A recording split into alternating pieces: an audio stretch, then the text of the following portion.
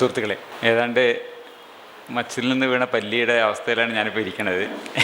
രാവിലെ ഒരു 12:30 കിടന്നു, 4 മണിക്ക് എഴുന്നേറ്റ് ട്രെയിൻ പിടിച്ചു, ഉറങ്ങാൻ പറ്റില്ല. നേരെ ട്രെയിനിൽ നിന്ന് അവിടെ നിന്ന് ഇറങ്ങി ഒരു സ്കൂട്ടർ കയറി വന്ന് ഇവിടെ ഇരിക്കാം. അപ്പോൾ അതിൻ്റെതായ ചില പരിഭ്രമം, ഒരു എന്താ പറയുക, ഒരു അന്തല്ലായ ഒക്കെ പ്രതീക്ഷിക്കാം സ്വാഭാവികമായിട്ടും. കാരണം എങ്ങനെ പ്ലാൻ ചെയ്താലും ചിലപ്പോൾ പ്രതീക്ഷിക്കാത്ത ചില എമർജൻസികളൊക്കെ വന്ന് നമ്മുടെ കാര്യങ്ങളൊക്കെ പോയി. ഞാനൊരു 10 മണിക്ക് കിടന്നുറങ്ങി 4 മണിക്ക് എന്നൊക്കെ പ്ലാൻ ചെയ്തു, അതൊന്നും നടന്നില്ല. അപ്പോൾ അതുകൊണ്ട് പറ്റിയ കുറച്ച് പ്രശ്നങ്ങളുണ്ടാവും.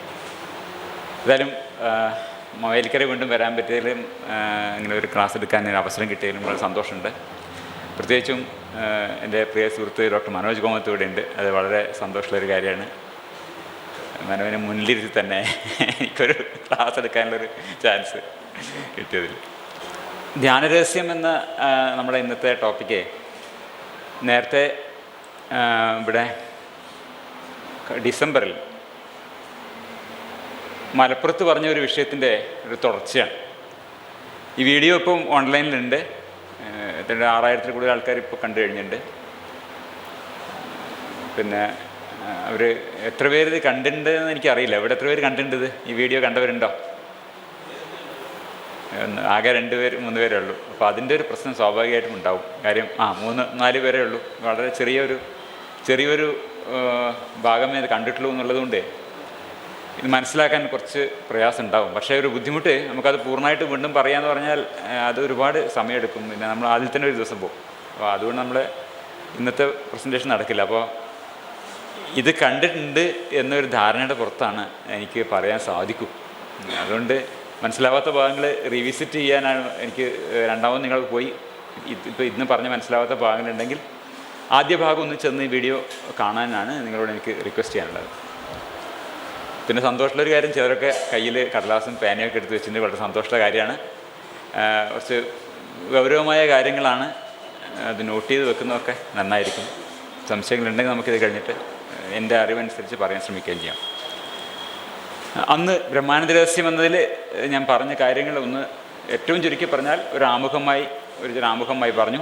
പിന്നെ 2 ഭാഗങ്ങളിൽ അവനവൻ രഹസ്യം, അനുഷ്ഠാന രഹസ്യം, 3-ാമത്തെ അധ്യായമായിട്ടാണ് ധ്യാന രഹസ്യം എന്ന് ഉദ്ദേശിച്ചിരുന്നത്. അതിൽ ആദ്യത്തെ 2 അധ്യായങ്ങൾ മാത്രമേ അന്ന് മലപ്പുറത്ത് പറയാൻ സാധിച്ചുള്ളൂ. അതിൻ്റെ 3-ാം ഭാഗമാണ് ഇപ്പോൾ നമ്മളോട് പറയാൻ ഉദ്ദേശിക്കുന്നത്. ആമുഖമായിട്ട് അന്ന് പറഞ്ഞത് ഇതാണ്: എന്തുകൊണ്ടാണ് നമ്മൾ ഈ വിഷയം പഠിക്കുന്നത്? ഇതാണ് കാരണം. ബ്രാഹ്മണിക ലോകവീക്ഷണത്തിൻ്റെ ഒരു ആത്യന്തികമായ ന്യായീകരണം എന്ന് പറയുന്നത് ഈ പൂർവികരായ ഋഷീശ്വരന്മാരുടെ സ്വാനുഭൂതി സമ്പന്നത, അവരുടെ ഈ യോഗാനുഭൂതിയാണ്, അവരുടെ ധ്യാനാനുഭവമാണ് ബ്രാഹ്മണിക ലോകവീക്ഷണത്തിൻ്റെ ഒരു പരമമായ ഒരു ജ്ഞാനശാസ്ത്രപരമായ ന്യായീകരണം എന്ന് പറയുന്നത്. അതുകൊണ്ട് തന്നെ ബ്രാഹ്മണിക ലോകവീക്ഷണം നേരത്തെ അധ്യക്ഷനെ പരാമർശിച്ചതുപോലെ ഇവിടെ നിലനിൽക്കുന്ന വളരെ എന്താ പറയുക അനീതികൾ, ജാതി വ്യവസ്ഥയടക്കമുള്ള ഒരുപാട് അനീതികളുടെ ഒക്കെ അടിസ്ഥാനമായി കിടക്കുന്നത് ഈ ബ്രാഹ്മണീയ ലോകവീക്ഷണമാണ്. അതുകൊണ്ട് തന്നെ ഇതിൻ്റെ അടിസ്ഥാനമായ ജ്ഞാനശാസ്ത്ര ന്യായീകരണത്തെ നമ്മളൊന്ന് വിമർശനപരമായി സമീപിക്കേണ്ട ആവശ്യമുണ്ട്. പിന്നെ പ്രത്യേകിച്ചും ഈ ഒരു ഭാഗത്തിൻ്റെ സവിശേഷമായ താല്പര്യം എന്നുള്ളത് മതാതീത ആത്മീയത, ഒരു സ്പിരിച്വാലിറ്റി വിത്തൗട്ട് റിലീജിയൻ എന്നൊരു ചരക്ക് ഇപ്പം വളരെ വ്യാപകമായിട്ടുണ്ട്. പ്രത്യേകിച്ചും നമ്മുടെ നാസ്തികർക്കിടയിലുണ്ട്. അഭ്യസ്തവിദ്യരായിട്ടുള്ള ജനത്തിൻ്റെ ഇടയിൽ പൊതുവേ നല്ല വിൽപ്പനയുള്ളൊരു സാധനമാണ് മതാതീത ആത്മീയത, മതരഹിത ആത്മീയത എന്ന് പറയുന്നത്. ഇതിൻ്റെയും ഒരു അടിസ്ഥാനപരമായ ഒരു നീതീകരണം, അതിൻ്റെ ഒരു ന്യായം എന്ന് പറയുന്നത് ഈ ധ്യാനാനുഭവം തന്നെയാണ്. അതും ഇതിൻ്റെ നമ്മൾ അന്വേഷിക്കുന്നതിൻ്റെ ഒരു കാരണമാണ്. പ്രത്യേകിച്ചും ഈ ഭാഗത്തിലാണ് കൂടുതലായിട്ട് വരുന്നത്. അന്ന് പറഞ്ഞ അധ്യായം 1 അവരവർ രഹസ്യം എന്ന് പറഞ്ഞതിൻ്റെ അടിസ്ഥാനം ഇത്രയൊക്കെയാണ് പറഞ്ഞത്. 1, മസ്തിഷ്കത്തിൽ അസോസിയേഷൻ ഏരിയകൾ, മനുഷ്യ മസ്തിഷ്കത്തിൽ അസോസിയേഷൻ ഏരിയകൾ, ചേർപ്പിടങ്ങൾ എന്ന് പറയുന്നുണ്ട്. അതിലൊരു ഭാഗമാണ് ഓറിയൻറ്റേഷൻ അസോസിയേഷൻ ഏരിയ. ഇടതു ഭാഗത്തും വലതു ഭാഗത്തുമുള്ള ഓറിയൻറ്റേഷൻ അസോസിയേഷൻ ഏരിയകൾ എന്ന മസ്തിഷ്കത്തിൻ്റെ ഭാഗങ്ങളുണ്ട്. അതിൻ്റെ ധർമ്മങ്ങൾ പറയുണ്ടായി. ആ ധർമ്മങ്ങൾ ഇടതുഭാഗത്തും വലതുഭാഗത്തും വ്യക്തമാണ്. എങ്ങനെയാണ് നമ്മുടെ ഒരു അവനവൻ എന്ന, അവളവൾ എന്ന, അവരവർ എന്ന നമ്മുടെ ബോധത്തെ നിർമ്മിക്കാൻ ഇത് സഹായിക്കുന്നത് എന്ന് പറഞ്ഞു. മസ്തിഷ്കത്തിലെ അവനവനിടങ്ങൾ ഓരോ നിമിഷവും പ്രവർത്തന നിരതമായിക്കൊണ്ട് മസ്തിഷ്കത്തിന് ലഭ്യമായ വിവിധ ഇന്ദ്രിയ ഉദ്ദീപനങ്ങൾ, അതായത് കാഴ്ച, സ്പർശനം തുടങ്ങിയിട്ടുള്ള ഇന്ദ്രിയ ഉദ്ദീപനങ്ങളെ സിന്തസൈസ് ചെയ്താണ് ഓരോ നിമിഷവും ഞാൻ എന്ന ബോധത്തെ നിലനിർത്തിക്കൊണ്ടുവരുന്നത്. ഒരു നിമിഷം അത് തകിടം മറിഞ്ഞാൽ മൊത്തം തകിടം മറിയുന്നുള്ളത് ഉദാഹരണങ്ങൾ വെച്ചൊന്ന് കാണിക്കുന്നതായി. ഈ അവനവൻ അല്ലെങ്കിൽ അവളവൾ എന്നതിന് ചില പരീക്ഷണശാലാ പാഠങ്ങളെന്ന് പറയുണ്ടായി. ഞാൻ വളരെ ചുരുക്കത്തിലൊന്ന് പറയാം. Rubber hand illusion, body swapping illusion, കൂട് വിട്ട് കൂട് മാറൽ, ശരീര ബാഹ്യഗമനം, ഇതെല്ലാം ഈ മസ്തിഷ്കത്തിന് ലഭ്യമായ ഇന്ദ്രിയ വിവരങ്ങളെ, സ്പർശനത്തെയും ദർശനത്തെയും മാനിപ്പുലേറ്റ് ചെയ്തുകൊണ്ട് സൃഷ്ടിക്കാൻ സാധിക്കുമെന്ന് നമ്മൾ കണ്ടു. അതുപോലെ തന്നെ മസ്തിഷ്കത്തിലെ ടെമ്പറോപെരൽ ജംഗ്ഷൻ എന്ന ഭാഗത്ത് ഇലക്ട്രിക് ഷോക്ക് കൊടുക്കുകയാണെങ്കിൽ അവരവൻ പുറത്തു നിന്ന് തൻ്റെ ശരീരത്തെ കാണുന്നുവെന്ന ഒരു മിഥ്യാബോധം പോലും സൃഷ്ടിക്കാൻ കഴിയും. ശരീരബാഹ്യ ഗമനാനുഭവം. പിന്നെ അനുഷ്ഠാന രഹസ്യം എന്താണെന്ന് ചുരുക്കി പറഞ്ഞു. മനുഷ്യരെന്നാൽ പ്രകൃതിയ അതീന്ദ്രിയതാസിദ്ധിയുള്ള മിസ്റ്റിക്കുകളാണ്. മൂഡ് ഷിഫ്റ്റിംഗ് റിതമിക് ബിഹേവിയേഴ്സ്, ഭാവവ്യതിയാനമുണ്ടാക്കുന്ന താളാത്മക പ്രക്രിയകൾ, താരാട്ടുപാട്ട്, നൃത്തം, ഇങ്ങനെ പല കാര്യങ്ങൾ. അത് ദ്രുതഗതിയിലുള്ളത് സിമ്പതറ്റിക് വ്യൂഹത്തെ പ്രചോദിപ്പിക്കുകയും മന്ദഗതിയിലുള്ളത് പാരാസിമ്പതറ്റിക് വ്യവസ്ഥയെ പ്രചോദിപ്പിക്കുന്നു. അങ്ങനെ അത് മസ്തിഷ്കത്തിൽ നേരത്തെ പറഞ്ഞതുപോലെ അവനവൻ ഇടങ്ങളെ, ഓറിയൻറ്റേഷൻ അസോസിയേഷൻ ഏരിയകളെ ലഭ്യമായ വിവരങ്ങൾ ഉറക്കുകയും അവിടെ ഡി അഫറൻറ്റ് ചെയ്യുക എന്ന അവസ്ഥ ഉണ്ടാക്കുകയും ചെയ്യുന്നു. 2 തരം അനുഷ്ഠാനങ്ങളുണ്ടെന്ന് പറഞ്ഞു. ദ്രുതഗതിയിലുള്ളതും മന്ദഗതിയിലുള്ളതും. പിന്നെ ഏകാത്മകതാ ശ്രേണി, യൂണിറ്ററി കണ്ടിന്യൂം എന്നൊരു കൺസെപ്റ്റ് പറഞ്ഞു. അതായത് ഞാൻ പറഞ്ഞതുപോലെ നമ്മുടെ അവനവൻ എന്നതൊരു കൃഷിയിടം പോലെയാണ്. ഒരു തരിശു നിലത്ത് ലഭ്യമായ ഇന്ദ്രിയ വിവരങ്ങൾ നനച്ച് മസ്തിഷ്കം കൃഷി ചെയ്യുകയാണ് അവനവൻ എന്ന ഈ മോഹന ചിത്രം എന്നു പറയുണ്ടായി. ഇതിൽ നിന്ന് പതുക്കെ നമുക്ക് എന്ത് ചെയ്യാൻ പറ്റും? അതിൻ്റെ അടിസ്ഥാനപരമായ ഈ തരിശിടത്തിലേക്ക് തിരിച്ചു പോകാൻ സാധിക്കും. ഈ ഇന്ദ്രിയ വിവരങ്ങളാകുന്ന വെള്ളം അങ്ങോട്ട് വിടാതിരുന്നാൽ മതി. ഇതാണ് ഏകാത്മകതാ ശ്രേണി എന്ന് പറയുന്നത്. ഇതും വിശദമായി എന്ന് പറഞ്ഞിട്ടുള്ളതാണ്. ഇത്രയുമാണ് നമ്മൾ കഴിഞ്ഞ തവണ പറഞ്ഞത്. വളരെ ചുരുക്കിയതെന്ന് പറഞ്ഞാണ്. അങ്ങനെയാണ് നമുക്ക് അധ്യായം 3 ധ്യാനരഹസ്യം എന്നുള്ളതിലേക്ക് പോകേണ്ടത്. ഈ ഒരു അധ്യായത്തിൽ ഞാൻ ഇവിടെ 2 അനുബന്ധങ്ങൾ കൂടി ചേർത്തിട്ടുണ്ട്. ഒന്ന്, ധ്യാനം എന്നത് ദോഷം ചെയ്യുമോ എന്നാണ് ഒരു ഭാഗം. അതായത് ആദ്യം പറയുന്നത് ഈ ധ്യാനം എന്നതിൻ്റെ മസ്തിഷ്ക കാരണങ്ങൾ, ധ്യാനം എന്നതിൻ്റെ ഒരു മസ്തിഷ്ക ശാസ്ത്രപരമായ ഒരു വിശദീകരണമാണ്, ഒരു ന്യൂറോബയോളജിക്കൽ എക്സ്പ്ലനേഷൻ. രണ്ടാമത്, ധ്യാനം ദോഷം ചെയ്യുമോ എന്നൊരു ഭാഗം. മൂന്നാമത്, സാംഹാരിസും ധ്യാനവും, അങ്ങനെ ഒരു ഭാഗം. ഇത് ഈ പറഞ്ഞതുപോലെ തന്നെ 3 ഇന്ന് തീരുമോ എന്ന് അറിയില്ല. നമ്മൾ തുടങ്ങാൻ തന്നെ 1 മണിക്കൂറിലധികം വൈകി, ട്രെയിൻ ലേറ്റ് ആയതുകൊണ്ട്. അതുകൊണ്ടുള്ളൊരു പ്രശ്നമുണ്ട്. സംഘാടകരുടെ പ്രോബ്ലമല്ല, എൻ്റെ പ്രശ്നമാണ്. കഴിഞ്ഞ തവണ നമ്മൾ പറഞ്ഞു നിർത്തിയ അവസാനത്തെ ഒരു സ്ലൈഡ് ഒന്നുകൂടി കാണിക്കുകയാണ്. അനുഷ്ഠാന രഹസ്യം എന്നത് നേരത്തെ ഞാൻ പറഞ്ഞതുപോലെ നമ്മുടെ സിമ്പതറ്റിക് പാരാസിമ്പതറ്റിക് വ്യൂഹങ്ങളെ സ്വാധീനിച്ചുകൊണ്ട് മസ്തിഷ്കത്തിലെ അവനവനിടങ്ങളെ പ്രവർത്തനരഹിതമാക്കുക എന്നൊരർത്ഥത്തിൽ പറയാം. ഡി അഫറൻറ്റ് ചെയ്യുകയാണ് ചെയ്യുന്നത്. പക്ഷേ ഈ തരത്തിൽ ശാരീരികമായ കാര്യങ്ങൾ, നൃത്തം ചെയ്യാം, അതുപോലെയുള്ള അനുഷ്ഠാനങ്ങളിലൂടെ ഇപ്പോൾ ഈ വെളിച്ചപ്പാടിൻ്റെയൊക്കെ ചെയ്യുന്നത് വളരെ കവിഞ്ഞ രീതിയിലുള്ള ശാരീരിക അധ്വാനം വേണ്ട ഈ ചില അനുഷ്ഠാനങ്ങളാണ്. അപ്പോൾ ഇത്രയും അവനവനിടങ്ങളെ പൂർണ്ണമായി ഡിഅഫറൻറ്റ് ചെയ്യുക, പൂർണ്ണമായി ഈ മസ്തിഷ്കത്തിലെ അവരവരിടങ്ങളെ നിഷ്ക്രിയമാക്കാൻ, ഡിഅഫറൻറ്റ് ചെയ്യാനും വേണ്ട അത്രയും എക്സസൈസിൽ ശാരീരിക ക്ലാസ്സിന് താങ്ങുക എളുപ്പമല്ല. ഇതാണ് നമ്മൾ അന്ന് പറഞ്ഞ് അവസാനിപ്പിച്ചത്. ഇങ്ങനെ ഈ പരമമായ ഏകാത്മകാനുഭവം ഡിഅഫറൻറ്റ് ചെയ്യുക, ബ്രഹ്മാനന്ദം, ഈ അവനവൻ അലിയുന്ന അവസ്ഥ, ഇതിലേക്കെത്താൻ പല മാനസിക മാർഗങ്ങൾ, അതായത് ശാരീരിക മാർഗങ്ങളാണ് ഈ നമ്മുടെ അനുഷ്ഠാനങ്ങളിൽ വരുന്നത്. മാനസിക മാർഗങ്ങൾ പല പാരമ്പര്യങ്ങളും നേരത്തെ ഡെവലപ്പ് ചെയ്ത് വന്നിട്ടുണ്ട്. അതൊന്നാണ് ധ്യാനം എന്ന് പറയുന്നത്. അതിനാണ് ധ്യാനം എന്ന് പറയുന്നത്. പലതരത്തിലുള്ള ധ്യാനങ്ങളുണ്ട്. ഇതൊക്കെ മസ്തിഷ്കത്തിനെ സംബന്ധിച്ച് ആരംഭിക്കുന്നത് പ്രീഫ്രോണ്ടൽ കോർട്ടക്സിലാണ്. അറ്റൻഷൻ അസോസിയേഷൻ ഏരിയ എന്ന് പറയും, പ്രീഫ്രോണ്ടൽ കോർട്ടക്സ് എന്ന് പറയും. അവിടെയാണ് ഇതിൻ്റെയൊക്കെ തുടക്കം. കാരണം അവിടെയാണ് എന്തുള്ളത്, നമ്മുടെ ഇച്ഛാകേന്ദ്രം എന്ന് പറയുന്നത്. അത് പലതരത്തിലാവാം. ചില പാരമ്പര്യങ്ങളിൽ മനസ്സിനെ വളരെ ഏകാഗ്രമായി ലേസർ ഷാർപ്പായി ഒരു പോയിന്റിൽ ശ്രദ്ധ കേന്ദ്രീകരിക്കുക എന്നുള്ളതാണ്. ചിലതിൽ ഈ മനസ്സിൻ്റെ ഫോക്കസിനെ ഇല്ലാതാക്കുന്നതാണ്. Sweep away all thoughts. അതാണ് വേറെ ചില പാരമ്പര്യം. 2 തരത്തിൽ ധ്യാനമാർഗ്ഗങ്ങൾ പലതരത്തിലാവാം. പൊതുവേ ഇതിന് 2ആയി നമുക്ക് തരംതിരിക്കാം. ഒന്ന് പാസീവ് മെഡിറ്റേഷൻ എന്ന് പറയും. അപ്പോൾ അത് ഈ മനസ്സിനെ നിശ്ചലമാക്കാനുള്ള ഇച്ഛാപൂർണമായ ശ്രമമാണ്. പ്രീഫ്രോണ്ടൽ കോർട്ടക്സ് വഴി, ഇച്ഛാകേന്ദ്രം വഴി മസ്തിഷ്കത്തിലെ ഈ ഇച്ഛാകേന്ദ്രം ഉപയോഗിച്ചുകൊണ്ട് ശ്രദ്ധകൾ ഇല്ലാതാക്കാൻ, അതായത് മനസ്സിനെ നിശ്ചലമാക്കാനുള്ള ശ്രമമാണ്. മനസ്സിനെ നിശ്ചലമാക്കാനുള്ള ശ്രമം എന്ന് പറയും പാസീവ് മെഡിറ്റേഷൻ. ആക്റ്റീവ് മെഡിറ്റേഷൻ വളരെ ഏകാഗ്രമായ മനനത്തിൻ്റെ മാർഗ്ഗമാണ്, പ്രാർത്ഥനയുടെ മാർഗ്ഗമാണ്. ഒരു മന്ത്രത്തിൽ തന്നെ ശ്രദ്ധ കേന്ദ്രീകരിക്കുന്ന തരത്തിലുള്ള ധ്യാന രീതികളൊക്കെ നമുക്ക് ആക്റ്റീവ് മെഡിറ്റേഷൻ എന്ന് പറയും. അപ്പോൾ 2 തരത്തിൽ മെഡിറ്റേഷൻ ധ്യാനമുണ്ട്. പക്ഷെ ഇതെല്ലാം തന്നെ അൾട്ടിമേറ്റായിട്ട് ഇതൊക്കെ തന്നെ എത്തുന്നത് ഈ നേരത്തെ പറഞ്ഞ പോലെ അവരവരിടങ്ങളിലെ ഡീഅഫറൻറ്റേഷൻ, അവരവരിടങ്ങളുടെ പ്രവർത്തന രാഹിത്യത്തിലേക്കാണ്, അതിലേക്കാണ് നമ്മൾ വരുന്നത്. കൃഷ്ണമൂർത്തി പറയുന്നുണ്ട്, ഈ ആദ്യം നമ്മൾ നിഷ്ക്രിയ ധ്യാനത്തെക്കുറിച്ചാണ് പറയുന്നത്, പാസീവ് മെഡിറ്റേഷൻ. കൃഷ്ണമൂർത്തി പറയുന്നത്, to understand immeasurable the mind must be extraordinarily quiet still. മനസ്സിനെ നിശ്ചലമാക്കുന്നില്ല, ഏകാഗ്രമാക്കുന്നില്ല, നിശ്ചലമാക്കുക, ക്വയറ്റാക്കുക, ശാന്തമാക്കുക, ചിന്തകളില്ലാതാക്കുക. അതാണ് പാസീവ് മെഡിറ്റേഷനിൽ സംഭവിക്കുന്നത്. അപ്പോൾ ഈ ചിന്തകളെയും വികാരങ്ങളെയും ഇന്ദ്രിയ സംവേദനങ്ങളെയും ഒക്കെ മനസ്സിൽ നിന്ന് ഇല്ലാതാക്കാനുള്ള ഇച്ഛ, വിൽ, അവിടെയാണ് പാസീവ് മെഡിറ്റേഷൻ തുടങ്ങുന്നത്. അതെവിടെയാണ്? അത് പ്രീഫ്രോണ്ടൽ കോർട്ടക്സിലാണ് ആ ആഗ്രഹം, അതിൻ്റെ ആ ഇച്ഛ തുടങ്ങുന്നത്. ഇങ്ങനെ മനസ്സിൽ നിന്ന് ചിന്തകളെ നീക്കം ചെയ്യാനുള്ള ഒരു ശ്രമം. ഒന്നും നമ്മൾ കേന്ദ്രീകരിക്കുകയല്ല ചെയ്യുന്നത്, മനസ്സിൽ നിന്ന് ചിന്തകളെ നീക്കം ചെയ്യാനാണ് ശ്രമിക്കുന്നത്.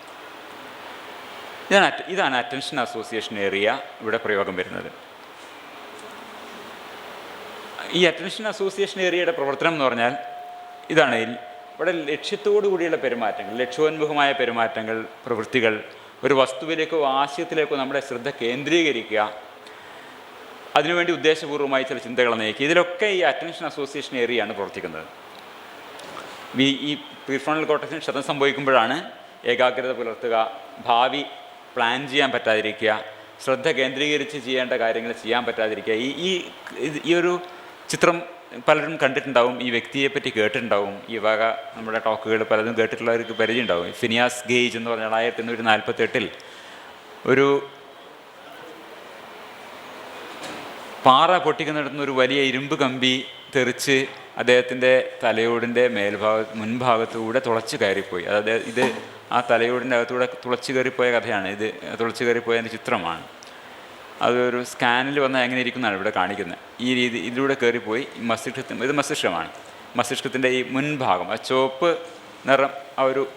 നിറത്തിലുള്ള ഈ ഒരു ദണ്ട് കാണിച്ചിരിക്കുന്നത് ആ മസ്തിഷ്കത്തെ ഏത് ഭാഗത്തൂടെ തുളച്ചു പോയി എന്നുള്ളതാണ്. പ്രീഫ്രോണ്ടൽ കോർട്ടക്സ് മുൻഭാഗത്തൂടെ നമ്മുടെ ഇച്ഛാകേന്ദ്രത്തിലൂടെയാണ് തുളച്ചു പോയത്.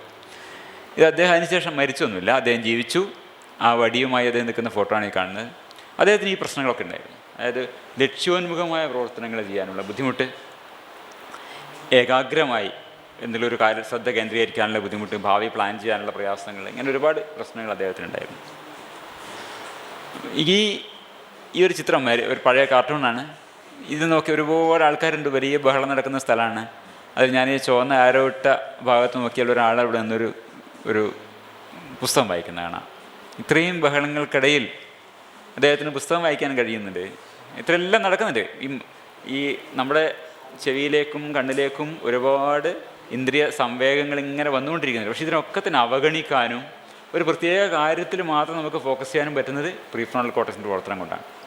അതാണ് ഇങ്ങനെ ഈ കങ്കണ രിങ്കണ നവ വസനോന്മത മർമ്മര നർമ്മപരാഭവ പരിഭവ പരിഹാസ കഷായുധ പരിവാഹം ചെവിയിൽ ചുഴികുത്തി അടഞ്ഞു മടങ്ങുന്നു. അത് അവിടെ പോയി അതൊക്കെ കേൾക്കുന്നുണ്ട്, ശബ്ദങ്ങളൊക്കെ വരുന്നുണ്ട്. പക്ഷെ അതൊക്കെ എന്ത് വരുന്നു? ചെവിയിൽ ചുഴികുത്തി അടഞ്ഞു മടങ്ങുന്നു. അത് അങ്ങോട്ടെത്തില്ല. അതെന്തുകൊണ്ടാണ്? ഈ പ്രീഫ്രോണ്ടൽ കോർട്ടക്സ് പ്രവർത്തിക്കുന്നതുകൊണ്ടാണ്. ഇതാണ് പ്രീഫ്രോണ്ടൽ കോർട്ടക്സിൻ്റെ പ്രവർത്തനത്തിൻ്റെ നമ്മൾ പ്രസക്തമായ ഒരു ഭാഗം. വേറെ കുറേ കാര്യങ്ങളുണ്ടെങ്കിലും ഇതിലിവിടെ പ്രസക്തമായൊരു കാര്യം, കോൺസെൻട്രേറ്റ് അപ്പോൺ എ ഗോൾ എന്നുള്ളത്. അപ്പോൾ ഇങ്ങനെ ഇതെന്താണ് ഇപ്പോൾ പ്രീഫ്രോണ്ടൽ കോർട്ടക്സ് ഒരു നിഷ്ക്രിയ ധ്യാനത്തിൽ പ്രീഫ്രോണ്ടൽ കോർട്ടക്സ് എന്താ ശ്രമിക്കുന്നത്? അതിൻ്റെ ഇച്ഛ എന്താണ്? ചിന്തകളെ നീക്കം ചെയ്യുക, തോട്ട്സിനെ റിമൂവ് ചെയ്യുക, മനസ്സിനെ നിശ്ചലമാക്കുക, ചിന്തകൾ ഇല്ലാതാക്കുക എന്ന ഇച്ഛ. അത് പ്രീഫ്രോണ്ടൽ കോർട്ടക്സ് പ്രവർത്തിക്കുന്നത്. അപ്പോൾ ഈ പ്രീഫ്രോണ്ടൽ കോർട്ടക്സ് എന്ത് ചെയ്യുന്നു? എല്ലാ ഇന്ദ്രിയ ഗ്രഹണ ഇൻപുട്ടുകളെയും, സെൻസറി ഇൻപുട്ടുകളൊക്കെ തടയാൻ ആരംഭിക്കും. അതിൻ്റെ ഒരു ന്യൂബർഗിൻ്റെ പേപ്പർ എന്നുള്ളൊരു ഫോട്ടോ ആണ്. ഈ ഫ്രണ്ടിലാണ് അറ്റൻഷൻ ഏരിയ. അത് മെഡിറ്റേഷൻ സമയത്തും ബേസ് ലൈനിലുള്ള മെഡിറ്റേഷൻ സമയത്തും അത് ഈ അറ്റൻഷൻ ഏരിയ കൂടുതലായിട്ട് പ്രവർത്തിക്കുന്നതായിട്ട് കാണാം. അത് കളർ വ്യത്യാസം കാണാം, റെഡ് കളറായിട്ട്. അപ്പോൾ അറ്റൻഷൻ ഏരിയ എന്ത് വഴിയാണ്? ഇവിടെ ഈ ചിത്രം കാണാം. ഈ ഭാഗത്ത് കാണുന്ന ഈ മസ്തിഷ്കത്തിൻ്റെ ചിത്രത്തിൽ ഞാൻ അറ്റൻഷൻ അസോസിയേഷൻ ഏരിയ എന്ന് മാർക്ക് ചെയ്തിട്ടുണ്ട്. അവിടെ നിന്നൊരു ചുവന്ന ആരോ പിന്നോട്ട് പോകുന്ന കാണാം. അത് തലാമസിലേക്കാണ്. ഈ തലാമസ് വഴി, തലാമസ് എന്ന ഭാഗത്തിലൂടെ ഹിപ്പോ ക്യാമ്പസ് എന്ന മറ്റൊരു ഭാഗത്തിലേക്ക് ആണ് ഇതിൻ്റെ പ്രവർത്തനം വരുന്നത്. ഇതെന്താണ്? എന്താണ് ചെയ്യുന്നത്? To dampen the flow of neural input. എല്ലാ ഇൻപുട്ടുകളെയും ഈ ഇന്ദ്രിയ സംവേഗങ്ങളെയും തടസ്സപ്പെടുത്തുക എന്നുള്ളതാണ്. ഹിപ്പോ ക്യാമ്പസ് വഴിയാണ് ചെയ്യുന്നത്. ആരാണ് ചെയ്യുന്നത്? Attention association area. നേരത്തെ പറഞ്ഞതുപോലെ നമ്മുടെ ഇച്ഛാകേന്ദ്രത്തിൻ്റെ പ്രവർത്തനം എന്താണ്? എന്തിനാണ് ഇവിടെ ശ്രമിക്കുന്നത്? എല്ലാ അകത്തേക്ക് വരുന്ന ഇൻപുട്ടുകളെയും നിരോധിക്കുക. അതാണ് ഈ സന്ദേശപ്രവാഹത്തിന് ഹിപ്പോ ക്യാമ്പസിന് നേരത്തെ പറഞ്ഞിട്ടുണ്ട്. ഇതെന്താണ് ഹിപ്പോ ക്യാമ്പസ് എന്ന് പറഞ്ഞാൽ? ഇതാണ് മസ്തിഷ്കത്തിൻ്റെ സമാധാന പാലകൻ എന്ന് കഴിഞ്ഞ തവണ പറയുണ്ടായി. അപ്പോൾ അതിൻ്റെ ഒരു ജോലി എന്താണ്? മസ്തിഷ്കത്തിൻ്റെ വിവിധ ഭാഗങ്ങളിലേക്ക് പോകുന്ന ഇന്ദ്രിയ ഇൻപുട്ടുകളെ നിരോധിക്കാം, തടയാൻ പറ്റും, നിയന്ത്രിക്കാൻ പറ്റും. ഗേറ്റ് മാതിരി, ഒരു ഫ്ലഡ് ഗേറ്റ് പോലെ വളരെയധികം ഒന്നിച്ച് വരുമ്പോൾ അത് തടസ്സമിടും. അങ്ങനെയാണ് നമ്മൾ എന്ത് ചെയ്യുന്നത്? സിമ്പത്തറ്റിക് സ്റ്റിമുലേഷനൊക്കെ വരുമ്പോൾ ഈ അനുഷ്ഠാനങ്ങളിലും ഒക്കെ ഒരുപാട് ഇമ്പൾസസ്, ഒരുപാട് ആവേഗങ്ങൾ ഇങ്ങനെ വരുമ്പോൾ അതിന് പെട്ടെന്ന് തടയിടും. അങ്ങനെയാണ്. അതുപോലെ ഇവിടെ എന്ത് ചെയ്യുന്നു? ഇവിടെ വേറെ ഒന്നുമല്ല, പുറത്തുനിന്നൊന്നുമല്ല വരുന്നത്, അകത്തു നിന്ന് തന്നെയാണ് നിർദ്ദേശം വരുന്നത്. അറ്റൻഷൻ അസോസിയേഷൻ ഏരിയ തലാമസ് വഴി ഹിപ്പോ ക്യാമ്പസിലേക്ക് കൊടുക്കുന്ന നിർദ്ദേശങ്ങളനുസരിച്ച്, ഇതൊക്കെ വളരെ ലളിതവൽക്കരിച്ച് പറയുകയാണ്, നിർദ്ദേശങ്ങളനുസരിച്ച് മറ്റ് മസ്തിഷ്ക ഭാഗങ്ങളിലേക്ക്, ഓറിയൻറ്റേഷൻ അസോസിയേഷൻ ഏരിയയിലേക്ക് അടക്കമുള്ള സന്ദേശപ്രവാഹങ്ങൾക്ക് ഹിപ്പോ ക്യാമ്പസ് താൽക്കാലികമായി തടയിടും. അപ്പോൾ ഇത് നേരത്തെ പറഞ്ഞ പോലെ തന്നെയാണ്. ഈ ഫ്ലഡ് ഗേറ്റ് പൊക്കിയാൽ എന്ത് പറ്റും? താഴോട്ട് പിന്നെ ജലപ്രവാഹമില്ല. ജലപ്രവാഹമായി നേരത്തെ ഉപയോഗിച്ചത് എന്തിനാണ്? നമ്മുടെ മസ്തിഷ്കത്തിലേക്ക് വരുന്ന ഇന്ദ്രിയ സന്ദേശ പ്രവാഹത്തിനാണ്. ഇന്ദ്രിയ സന്ദേശ പ്രവാഹങ്ങൾക്ക് തടയിട്ടാൽ താഴെ എന്ത് സംഭവിച്ചു? പിന്നെ അവിടെ താഴേക്ക് എന്തായി? കൃഷിസ്ഥലങ്ങളൊക്കെ കാലിയായി, ഡീഅഫറൻറ്റഡ് ആവും. വേറെ ഭാഗങ്ങൾ, ഹൈപ്പോതലാമസ്, സിമ്പത്തറ്റിക്, പാരാസിമ്പത്തറ്റിക് സിസ്റ്റം ഒക്കെ ഇതിൽ പങ്കെടുക്കുന്നുണ്ട്. അതുപോലെ ഏതൊക്കെ ന്യൂറോ ട്രാൻസ്മിറ്ററാണ് പങ്കെടുക്കുന്നത്, ഇതിലൊക്കെ വളരെ വിശദമായ പഠനങ്ങളുണ്ട്. അതൊക്കെ ഞാൻ വളരെ ഇപ്പോൾ കിടക്കുന്നില്ല. ഇത് ന്യൂബർഗിൻ്റെ പേപ്പറാണ്, 2003 വന്നിട്ടുള്ള പേപ്പറാണ്. ആനന്ദാണ് എനിക്ക് പേപ്പർ അയച്ചിരുന്നത്. അതിൽ ഈ ഏതൊക്കെ ന്യൂറോ ട്രാൻസ്മിറ്ററുകളാണ് പ്രവർത്തിക്കുന്നത്, ഇങ്ങനെയുള്ള വിശദവിവരങ്ങളൊക്കെ ഉണ്ട്. ആ ഭാഗങ്ങളിലേക്ക് നമ്മൾ പോകുന്നില്ല, കാരണം അത് അത്ര പ്രസക്തമല്ല നമ്മളെ സംബന്ധിച്ചിടത്തോളം. എന്തായിരുന്നാലും ഓറിയൻറ്റേഷൻ അസോസിയേഷൻ ഏരിയ എന്നത് ഈ ധ്യാന സമയത്ത്, ഇത് ന്യൂബർഗിൻ്റെ പേപ്പർ എന്നുള്ളതാണ്, ബേസ് ലൈനിലുള്ളതിനേക്കാളും പ്രവർത്തനം കുറയുന്നു എന്നാണ് പറയുന്നത്. അപ്പോൾ ഈ ധ്യാനവേളയിൽ എന്ത് സംഭവിക്കുന്നു? വലതും ഇടതുമുള്ള രണ്ട് അവരവരിടങ്ങളും പൂർണ്ണമായി സന്ദേശപ്രവാഹരഹിതമായി തീരാം എന്നാണ്. അപ്പോൾ നമ്മൾ നേരത്തെ പറഞ്ഞ ഉദാഹരണത്തേക്ക് തിരിച്ചു പോയാൽ, കൃഷിസ്ഥലം എന്തായി? മൊത്തം ആദ്യം വയൽ പോലെ, തരിശ് വയൽ പോലെ ആയിക്കഴിഞ്ഞു. ഒരു കൃഷിയില്ല അവിടെ, കാരണം ജലപ്രവാഹമേ ഇല്ല. എല്ലാ സന്ദേശപ്രവാഹങ്ങൾക്കും തടയിട്ടു. ഇതെവിടെ എങ്ങനെ സംഭവിച്ചത്? മസ്തിഷ്കത്തിൻ്റെ ഇച്ഛാകേന്ദ്രം തലാമസ് വഴി, ഈ ഹിപ്പോ ക്യാമ്പസ് വഴി നടത്തുന്ന പ്രവർത്തനമാണ് അങ്ങോട്ടേക്കുള്ള ഇന്ദ്രിയ സന്ദേശ പ്രവാഹങ്ങളൊക്കെ തടസ്സപ്പെടുത്തുകയാണ് ചെയ്യുന്നത്. ഇത് ഒന്നുകൂടി നേരത്തെ പറഞ്ഞത് റിവൈസ് ചെയ്യാണ്. എന്താണ് ഈ ഇടത് അവരവരിടത്തിൻ്റെ ഓറിയൻറ്റേഷൻ അസോസിയേഷൻ ഏരിയയുടെ ധർമ്മം? ഇടതിൻ്റെ ധർമ്മം എന്താണ്? ക്ലിപ്തമായി ഭൗതികമായി നിർവചിക്കപ്പെട്ട ഫിസിക്കലി ഡിഫൈൻഡ് ആയിട്ടുള്ള ഒരു ശരീരം എന്ന മാനസിക അനുഭവത്തെ സൃഷ്ടിക്കുന്നത് ഇടത് ഭാഗത്താണ്. വലത് ഭാഗത്ത് എന്താണ് ചെയ്യുന്നത്? നമുക്ക് ഈ കിട്ടുന്ന വിവരങ്ങളിൽ തന്നെയാണ്, നമ്മുടെ സ്പർശന ദർശനാദിയായിട്ടുള്ള നമ്മുടെ വിവരങ്ങളിൽ നിന്ന് നമ്മളെക്കുറിച്ച്, നമ്മുടെ ശരീരത്തെക്കുറിച്ച് ഒരു ബോധം ഉണ്ടാക്കുന്നുണ്ട്. അത് ഇടത് ഭാഗത്താണ്. വലത് ഭാഗത്ത് നമുക്ക് ചുറ്റുമുള്ള ലോകത്തെക്കുറിച്ച്, ഈ മേശയെക്കുറിച്ച്, പുറത്തെടുക്കുന്ന കാറിനെക്കുറിച്ച്, ഡോറിനെക്കുറിച്ച്, ഈ ഫാനിനെക്കുറിച്ച്, ഇവിടെ പറക്കുന്ന കാറ്റിനെക്കുറിച്ച്, എനിക്ക് നടന്നു പോകാനുള്ള വഴിയെക്കുറിച്ച്, ഈ ലോകത്തെക്കുറിച്ചുള്ള ഒരു ചിത്രം വലത് ഭാഗത്ത് സൃഷ്ടിക്കപ്പെടുന്നുണ്ട്. ഇതൊക്കെ എങ്ങനെയാണ്? നമ്മുടെ ഇന്ദ്രിയ, ഈ ഫാൻ എൻ്റെ ശരീരത്തിന് തട്ടുന്നുണ്ട്, ശബ്ദം എൻ്റെ ചെവിയിൽ നിന്ന് കേൾക്കുന്നുണ്ട്, പുറത്ത് വായുകുറിക്കാരൻ്റെ വിളിച്ചു പറയലിന് ചെവി കേൾക്കുന്നുണ്ട്. എല്ലാം ഈ ശരീരത്തിന് ഈ ഇതേ സമയത്ത് ഞാൻ ഇതിനെക്കുറിച്ചുള്ള ബോധമൊക്കെ ഒരു ഭാഗത്ത് ക്രിയേറ്റ് ചെയ്യപ്പെടുന്നുണ്ട്. അപ്പോൾ വലത് അവരവരുടെ ധർമ്മം എന്താണ്? ശരീരം ഇവിടെയാണ് വിന്യസിക്കപ്പെട്ടിരിക്കുന്നത്. ഞാൻ ഈ കസേരയിലാണ് ഇരിക്കുന്നത്. ശരീരം വിന്യസിക്കപ്പെടേണ്ട സ്ഥലത്തെക്കുറിച്ചുള്ള മാനസിക തിരിച്ചറിവ് സൃഷ്ടിക്കുന്നതാണ് വലത് അസോസിയേഷൻ ഏരിയ. നേരത്തെ പറഞ്ഞിട്ടുള്ള തന്നെയാണ്, ഒന്നുകൂടെ ആവർത്തിക്കാം. അപ്പോൾ ഈ ഭാഗങ്ങളാണ് പ്രവർത്തനരഹിതമായി പോകുന്നത്. എന്തുകൊണ്ട്? ഇൻപുട്ടില്ലാതാവുന്നു. ഈ ജലപ്രവാഹം ഉണ്ടെങ്കിൽ മാത്രമേ അവിടെ കൃഷി നടക്കൂ. ജലപ്രവാഹത്തിന് ഫ്ലഡ് ഗേറ്റ് പൊക്കി അവിടെ തടയിട്ട് കഴിഞ്ഞു. അപ്പോൾ വലത് ഭാഗത്തിന് അതിൻ്റെ ധർമ്മം, അതായത് ശരീരം വിന്യസിക്കപ്പെടേണ്ട ഇടത്തെക്കുറിച്ചുള്ള മാനസിക തിരിച്ചറിവ് സൃഷ്ടിക്കുക എന്ന ആ ധർമ്മം നിർവഹിക്കാൻ ആവശ്യമായ ഇന്ദ്രിയ ഉദ്ദീപനങ്ങൾ ലഭ്യമല്ലാതാവുന്നു. വലത് ഭാഗത്ത് അങ്ങനെ സംഭവിക്കുമെന്നുണ്ടാവുന്നു, പൂർണ്ണമായ സ്ഥലരാഹിത്യാനുഭവമാണ് ഉണ്ടാവുന്നത്. അതായത് സ്ഥലത്തെക്കുറിച്ചുള്ള ബോധം നഷ്ടപ്പെടുന്നു. Generate a subjective sense of absolute spacelessness എന്നാണ്. അനന്തവിശാലത, സ്ഥലകാലങ്ങളില്ലാത്ത മഹാശൂന്യത എന്നൊക്കെ പറയുന്ന വിവരണം എന്തുകൊണ്ടാണ് ഉണ്ടാകുന്നത്? ഈ സ്ഥലത്തെക്കുറിച്ച്, സ്പേസിനെ കുറിച്ചുള്ള നമ്മുടെ ബോധം സൃഷ്ടിക്കുന്ന മസ്തിഷ്ക ഭാഗത്തിന് വേണ്ട വിവരങ്ങൾ ലഭ്യമല്ലാതാവുകയും അത് പ്രവർത്തനരഹിതമാവുകയും ചെയ്യുന്നു. അപ്പോൾ എന്തായി? സ്ഥലബോധം നഷ്ടപ്പെടും. ഇടത് ഭാഗത്ത് എന്ത് സംഭവിക്കുന്നു? ഇടത് ഭാഗത്ത് ശരീരത്തിൻ്റെ അതിരുകൾ, എൻ്റെ ശരീരം എവിടെ അവസാനിക്കുന്നു, ഈ മറ്റ് ലോകം, ഞാനല്ലാത്തത്, ശരീരം എവിടെ അവസാനിക്കുന്നു, മേശ എവിടെ തുടങ്ങുന്നു, കസേര എവിടെ തുടങ്ങുന്നു, ബാക്കി സ്പേസ് എവിടെ തുടങ്ങുന്നു എന്ന അതിരുകളില്ലാതാവുന്നു. അപ്പോൾ ശരീരത്തിൻ്റെ അതിരുകൾ അനിർവചനീയമാവുന്നു. അവനവനെക്കുറിച്ചുള്ള മനോചിത്രം അതിരുകളില്ലാത്തതാവുന്നു.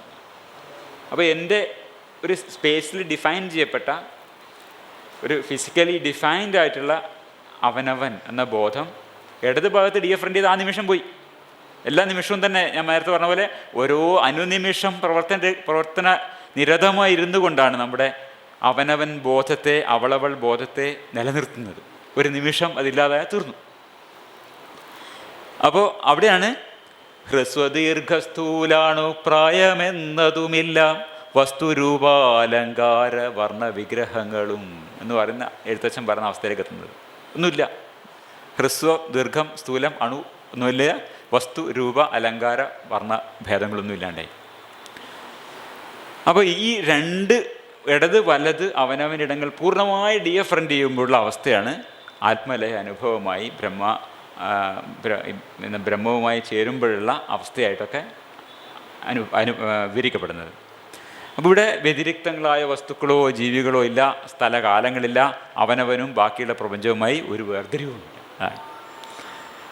No discrete objects or beings, no sense of space or the passage of time, no line between the self and the rest of the universe. ഇതാണ് കലാകാലമായി വിവരിച്ചു വരുന്ന ആ എന്താ പറയുക, പരമാത്മാവുമായി ചേരുമ്പോഴുള്ള അനുഭവം എന്നൊക്കെ പറയുന്നത്. അൾട്ടിമേറ്റ് യൂണിറ്ററി സ്റ്റേറ്റ് ഇതാണ്. അറിയുന്ന ഞാനില്ല, ചിന്തയില്ലാത്ത, വാക്കുകളില്ലാത്ത, സംവേദനമില്ലാത്ത ലയനാനുഭവം മാത്രമാണ് അവിടെ ഉള്ളത്. എന്തിയ ലയനാനുഭവം വരുന്നത്? മസ്തിഷ്കത്തിൻ്റെ രണ്ട് ഭാഗത്തുള്ള ഓറിയൻറ്റൽ അസോസിയേഷനുകൾ പ്രവർത്തിക്കാതായി. അപ്പോൾ ഈ നമ്മുടെ സ്പേസിനെ കുറിച്ചുള്ള ധാരണ നഷ്ടപ്പെട്ടു, നമ്മളെക്കുറിച്ചുള്ള ധാരണ നഷ്ടപ്പെട്ടു. അഹംബോധമില്ലാത്ത മനസ്സ് പരിശുദ്ധമായ അവബോധത്തിൽ സ്ഥിതി ചെയ്യുന്നു എന്നൊക്കെ പറയുന്ന അവസ്ഥ ഇതാണ്. അതാണ് ശങ്കരാചാര്യർ വിവരിക്കുന്നത്. അഹം നിർവികൽപോ നിരാകാരരൂപോ വിഭുദ്വാച്ച സർവത്ര സർവേന്ദ്രിയാണാം ന ചാസംഗതോ നൈവ മുക്തിർനമേയ ചിദാനന്ദരൂപ ശിവോഹം ശിവോഹം. ഞാൻ രണ്ടെന്ന ഭേദം സ്പർശിക്കാത്തവനാണ്, നാമരൂപാകാരങ്ങളൊന്നും എനിക്കില്ല, എല്ലായിടത്തും എല്ലാ ഇന്ദ്രിയങ്ങളുടെയും അനുഭവം എൻ്റെ അനുഭവം തന്നെ ആയതുകൊണ്ട് ഒന്നിൽ നിന്നും ഭിന്നനായി നിൽക്കുന്നവനല്ല ഞാൻ. അതുകൊണ്ട് തന്നെ മോക്ഷമോ ബ്രഹ്മമോ ഇല്ല. ബോധാനന്ദ സ്വരൂപനായ പരമാത്മാവാണ് ഞാൻ പരമാത്മാവാണ് എന്ന അവസ്ഥ ഉണ്ടാകുന്നത് എന്തുകൊണ്ടാണ്? ഇടത് ഓറിയൻറ്റേഷൻ ഏറിയും വലത് ഓറിയൻറ്റേഷൻ ഏറിയും പ്രവർത്തനരഹിതമായി പോയതുകൊണ്ടാണ്. ഇതാണ് പാസീവ് മെഡിറ്റേഷൻ. ബോധമനസ്സിനെ നിശ്ചലമാക്കാനുള്ള ഇച്ഛാപൂർണമായ ശ്രമമാണ് നിഷ്ക്രിയമായ ധ്യാനം, പാസീവ് മെഡിറ്റേഷൻ എന്ന് പറയുന്നത്. ഈ സക്രിയ ധ്യാനം, ആക്റ്റീവ് മെഡിറ്റേഷൻ അതിനുണ്ട്. അതെന്ന് വെച്ചാൽ ഏകാഗ്രമായ മനനത്തിൻ്റെ പ്രാർത്ഥനയുടെ മാർഗമാണ്. ഇത് കുറച്ച് വ്യത്യസ്തമായ വേറൊരു വഴിയിലൂടെയാണ് ഈ ഡിഅഫർമേഷനിലേക്ക് എത്തുന്നത്. ഇതിവിടെ മനസ്സിൽ നിന്ന് ചിന്തകൾ ഒഴിവാക്കാനല്ല ശ്രമിക്കുന്നത്, പകരം ഒരൊറ്റ ചിന്തയിൽ അല്ലെങ്കിൽ ഒരൊറ്റ വസ്തുവിലൊക്കെ കേന്ദ്രീകരിക്കാനാണ്. ഞാൻ വളരെ ചെറുപ്പത്തിൽ ഈ ട്രാൻസെൻഡൻ്റൽ മെഡിറ്റേഷൻ, മഹേഷ് യോഗിയുടെ മെഡിറ്റേഷന് പോയിട്ടുണ്ട്. അപ്പോൾ അതിലൊക്കെ ഒരു മന്ത്രം നമുക്ക് പറഞ്ഞുതരും, അതൊക്കെ പറഞ്ഞു കൊടുക്കാൻ പാടില്ല. ആ മന്ത്രത്തിൽ തന്നെ ശ്രദ്ധ കേന്ദ്രീകരിക്കാനാണ്. അതാണ് ഈ ട്രാൻസെൻഡൻ്റൽ മെഡിറ്റേഷൻ്റെ ഒക്കെ ഒരു രീതി. ഞാൻ ശ്രമിച്ചിട്ടുണ്ട് ഒരു കാലത്ത്. അപ്പോൾ ഒരൊറ്റ വസ്തുവിൽ മനസ്സിൽ കേന്ദ്രീകരിക്കാനാണ്. ഒരു വസ്തുവിലാവാം, ഒരു മന്ത്രത്തിലാവാം, അതിൽ ശ്രദ്ധ കേന്ദ്രീകരിക്കും. രമണ മഹർഷി ഇതിനെപ്പറ്റി പറയുന്നുണ്ട്, മൂർത്തി ഉപാസനയെക്കുറിച്ച് ചോദിക്കുന്നുണ്ട്. മൂർത്തി ഉപാസന ചെയ്യുമ്പോൾ കൂടെ മന്ത്രജപവും ഈശ്വര നാമോച്ചാരണവും അദ്ദേഹം ചോദ്യോത്തരങ്ങളിലാണ് സംസാരിക്കുക. അദ്ദേഹം ഉത്തരം ഇതാണ് പറയാം, മാനസിക ജപമാണ് വിശേഷം, ധ്യാനത്തിന് അനുകൂലവും. മനസ്സുകൊണ്ട് ജപിച്ചാൽ മനസ്സ് മന്ത്രമയമാവും. മനസ്സിലിങ്ങനെ ജപിച്ചുകൊണ്ടിരിക്കുകയാണ്. അപ്പോഴാണ് ഉപാസനയുടെ സ്വരൂപം ഉള്ള വിധം വിളങ്ങുന്നത്. അതിൽ ഉപാസകനും ഉപാസിക്കപ്പെട്ടതും ഏകാകാരമായി തീരും. ഇതാണ് ഈ ആക്റ്റീവ് മെഡിറ്റേഷൻ്റെ ഉദ്ദേശം. നേരത്തെ നമ്മൾ പറഞ്ഞ എന്താണ്, ഒന്നുമില്ല, സ്ഥലകാലങ്ങളില്ലാത്ത ശൂന്യതയാണ് അനുഭവപ്പെടുന്നത്, അല്ലെങ്കിൽ ലയനാനുഭവമാണ്. ഇവിടെ എന്താ സംഭവിക്കുന്നത് പറഞ്ഞാൽ മൂർത്തിയിലാണ് ലയിക്കുന്നത്. നമ്മൾ എന്തിലാണോ എന്തൊരു മൂർത്തിയാണോ നമ്മൾ ഉപാസിച്ചുകൊണ്ടിരിക്കുന്നത്, ആ മൂർത്തിയിൽ വിലയം പ്രാപിക്കുക, മൂർത്തി ദർശിക്കുക എന്നുള്ള അവസ്ഥയാണ്. ഇതാണ് ക്രിസ്ത്യൻ ട്രഡീഷണൽ യൂണിയോ മിസ്റ്റിക്ക എന്ന് പറയുക. അപ്പം ഈ കുരിശിനൊക്കെ ഇങ്ങനെ കുരിശിൻ്റെ ആണ് അവർ അതിലിങ്ങനെ ആ കുരിശ് രൂപത്തിലോ യേശുവിൻ്റെ രൂപത്തിലേക്കൊക്കെ ശ്രദ്ധ കേന്ദ്രീകരിച്ചുകൊണ്ട് ഇങ്ങനെ ധ്യാനിച്ച് അവസാനം അതുമായിട്ട് ചേരുക. അത് യൂണിയോ മിസ്റ്റിക്ക എന്നാണ് ഈ ക്രിസ്ത്യൻ ധ്യാന ട്രഡീഷനുകൾ പറയാം. അപ്പോൾ ഈ സക്രിയ ധ്യാനത്തിൽ ഇച്ഛിക്കപ്പെടുന്നത്, അവിടെ ഇച്ഛ തന്നെയാണ്. നമ്മുടെ attention association area prefrontal cortex തന്നെയാണ് ഇവിടെയും പ്രവർത്തിക്കുന്നത്. പക്ഷേ എന്താണ് ഇച്ഛിക്കുന്നത്? അത് ഈ മനസ്സിനെ മൂർത്തിയിൽ കേന്ദ്രീകരിക്കാനുള്ളതാണ്. മനസ്സ് എന്നുള്ള വാക്കിന് ഇടയ്ക്കിടെ പറയുന്നുണ്ട്. അതിനർത്ഥം അത്രയേ ഉള്ളൂ, മസ്തിഷ്കത്തിലെ ഗ്രഹണ ധാരണ പ്രക്രിയകളിൽ നിന്നുണ്ടാകുന്ന ഒരു പ്രതിഭാസം മാത്രമാണ് ചിന്തകൾ, ഓർമ്മകൾ, വികാരങ്ങൾ എന്നിവ അടങ്ങുന്ന ഒരു പ്രതിഭാസം മാത്രമാണ് മനസ്സ് എന്ന് പറയുമ്പോൾ അത് വേറെ സാധനം ഉണ്ടെന്ന് ധരിക്കണ്ട. അത് മനസ്സെന്നത് ഒരു പ്രതിഭാസം മാത്രമാണ്. It's only A process. The mind is a phenomenon. Mind is the phenomenon of thoughts, memories and emotions. It arises from the perceptual process in the brain. മസ്തിഷ്കത്തിലെ ചില പ്രക്രിയകളിൽ നിന്നുണ്ടാകുന്ന ഒരു പ്രതിഭാസം മാത്രമാണ് മനസ്സെന്ന് പറയുന്നത്. ഈ സക്രിയ ധ്യാനത്തിൽ ഇപ്പം രമണ മഹർഷിയോ ട്രാൻസെൻഡൽ മെഡിറ്റേഷനോ കാരൊക്കെ പറയുന്ന സക്രിയമായ ധ്യാനം, ആക്റ്റീവ് മെഡിറ്റേഷനിലെ രണ്ട് ഓറിയൻറ്റേഷനിലെ ഏരിയയിലും അതുണ്ടാക്കുന്ന പ്രഭാവങ്ങൾ വ്യത്യസ്തമാണ്. നേരത്തെ ഞാൻ പറഞ്ഞു, നമ്മുടെ പാസീവ് മെഡിറ്റേഷനിൽ ലെഫ്റ്റ് റൈറ്റ് ഓറിയൻറ്റേഷൻ അസോസിയേഷനിൽ ഒരേ ഫലമാണ് ഉണ്ടാകുന്നത്. രണ്ട് ഭാഗവും ഒരുപോലെ പ്രവർത്തനരഹിതാവുക. അപ്പോഴാണ് എന്തുണ്ടാകുന്നത്? സ്ഥലകാലം ഇല്ലാതാവുന്നു, നമ്മുടെ ബോധവും ഇല്ലാതാവുന്നു, അവനവെന്ന ബോധവും ഇല്ലാതാവുന്നു. അവനവൻ അലിയുന്നതിനൊപ്പം തന്നെ സ്ഥലകാലങ്ങളും ഒക്കെ അലിയുന്നു. ഇവിടെ എന്താ സംഭവിക്കുന്നത്? അവനവൻ അലിഞ്ഞു പോകുന്നുണ്ട്, പക്ഷേ മൂർത്തിയെക്കുറിച്ചുള്ള ഈ ഒരു ഇതല്ലേ നമ്മുടെ ഈ ഉപാസനാമൂർത്തി അതെന്തായിരുന്നാലും അതിനെക്കുറിച്ചുള്ള ബോധം വളരെ സജീവമായി നിലനിൽക്കുകയും ചെയ്യുന്നുണ്ട്. ആ ധർമ്മങ്ങൾ ഇനി പറയേണ്ട കാര്യമില്ല, ഇപ്പോൾ ആവർത്തിച്ചാവുമ്പോൾ അത് ഓർക്കാൻ വേണ്ടിയിട്ടുള്ള ഒരു എന്താ പറയുക, ഒരു സൂത്രവാക്യം പോലെ ഇടതുപക്ഷത്താകെ ആശയക്കുഴപ്പം എന്തെന്ന് പറഞ്ഞാൽ ഇടതുപക്ഷത്ത് കംപ്ലീറ്റ് ആശയക്കുഴപ്പമാണ്. ഇവിടെ എന്താ ഉണ്ടാകുന്നത്? ഇടത് അവനവനിടത്തിൽ കംപ്ലീറ്റ് അവനവൻ അലിഞ്ഞു. അവിടെ ഇടതുപക്ഷത്ത് ഒരു പ്രവർത്തനമില്ല. ഓറിയൻറ്റേഷൻ അസോസിയേഷനിൽ ഒരു തരത്തിലുള്ള ഇൻപുട്ടും കിട്ടുന്നില്ല. ഇടത് ഭാഗത്ത് പൂർണ്ണമായും നമ്മൾ നേരത്തെ പാസീവ് മെഡിറ്റേഷനിൽ നിഷ്ക്രിയ ധ്യാനത്തിൽ കണ്ടതുപോലെ കംപ്ലീറ്റ് പ്രവർത്തനരഹിതാവും. പക്ഷേ വലതുപക്ഷത്ത് ഒരു ഏകഛത്രാധിപത്യമാണ്. അവിടെ ഏകാധിപത്യം വലതുപക്ഷത്ത്.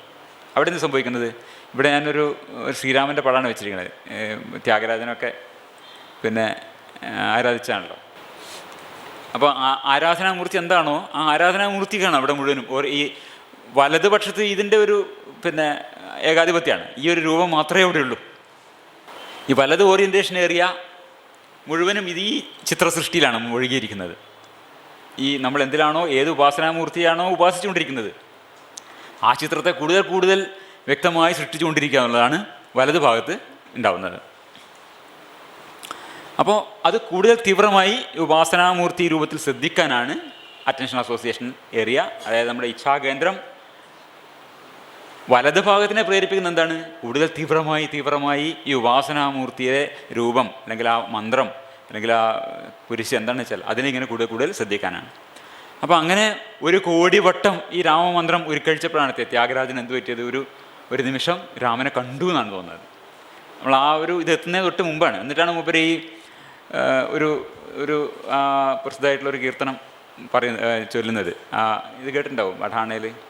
ബാലകനകമയ ചേല സുജന പരിപാലകനകമയ ചേല. വളരെ പ്രസിദ്ധമാണ് ഇത്. ഈ പിന്നെ ഇദ്ദേഹത്തെ കണ്ടപ്പോൾ അദ്ദേഹം പാടിയെന്നാണ് പറയുന്നത്. ഈ പിന്നെ ചേല എന്നാണ് വിളിക്കുന്നത്. വളരെ അടുത്തൊരു ബന്ധത്തോടുകൂടിയാണ് ആ രാമനെ കണ്ടതിലുള്ള സന്തോഷം കൊണ്ട് അദ്ദേഹം പറഞ്ഞു തന്നത്. ഇത് എന്താണ്?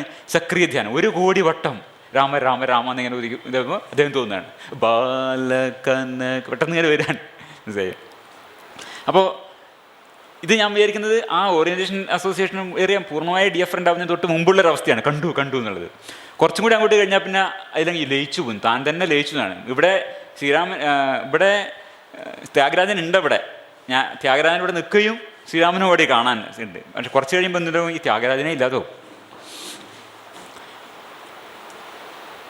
അപ്പോൾ വലത് അഭിനവരണ്ടത്തിലേക്ക് ഉപാസനാമൂർത്തി ചിന്തയല്ലാത്ത എല്ലാ ഇൻപുട്ടുകളും ഇച്ഛാകാന്ഡം നിരോധിച്ചിരിക്കുകയാണ്. അപ്പോൾ വലത് അസോസിയേഷനറിയുടെ ജോലി എന്താണ്? ശരീരം വിന്യസിക്കപ്പെടേണ്ട സ്ഥലത്തെക്കുറിച്ചുള്ള മാനസിക തിരിച്ചറിവ് സൃഷ്ടിക്കുക എന്നുള്ളതാണ്. ആ പ്രവൃത്തി ചെയ്യാൻ ഇപ്പം ലഭ്യമായത് എന്താണ്? ആകെ ലഭ്യമായ ഇൻപുട്ട് എന്താണ്? ഈ ഉപാസനാമൂർത്തിയെക്കുറിച്ചുള്ള ചിന്ത മാത്രം.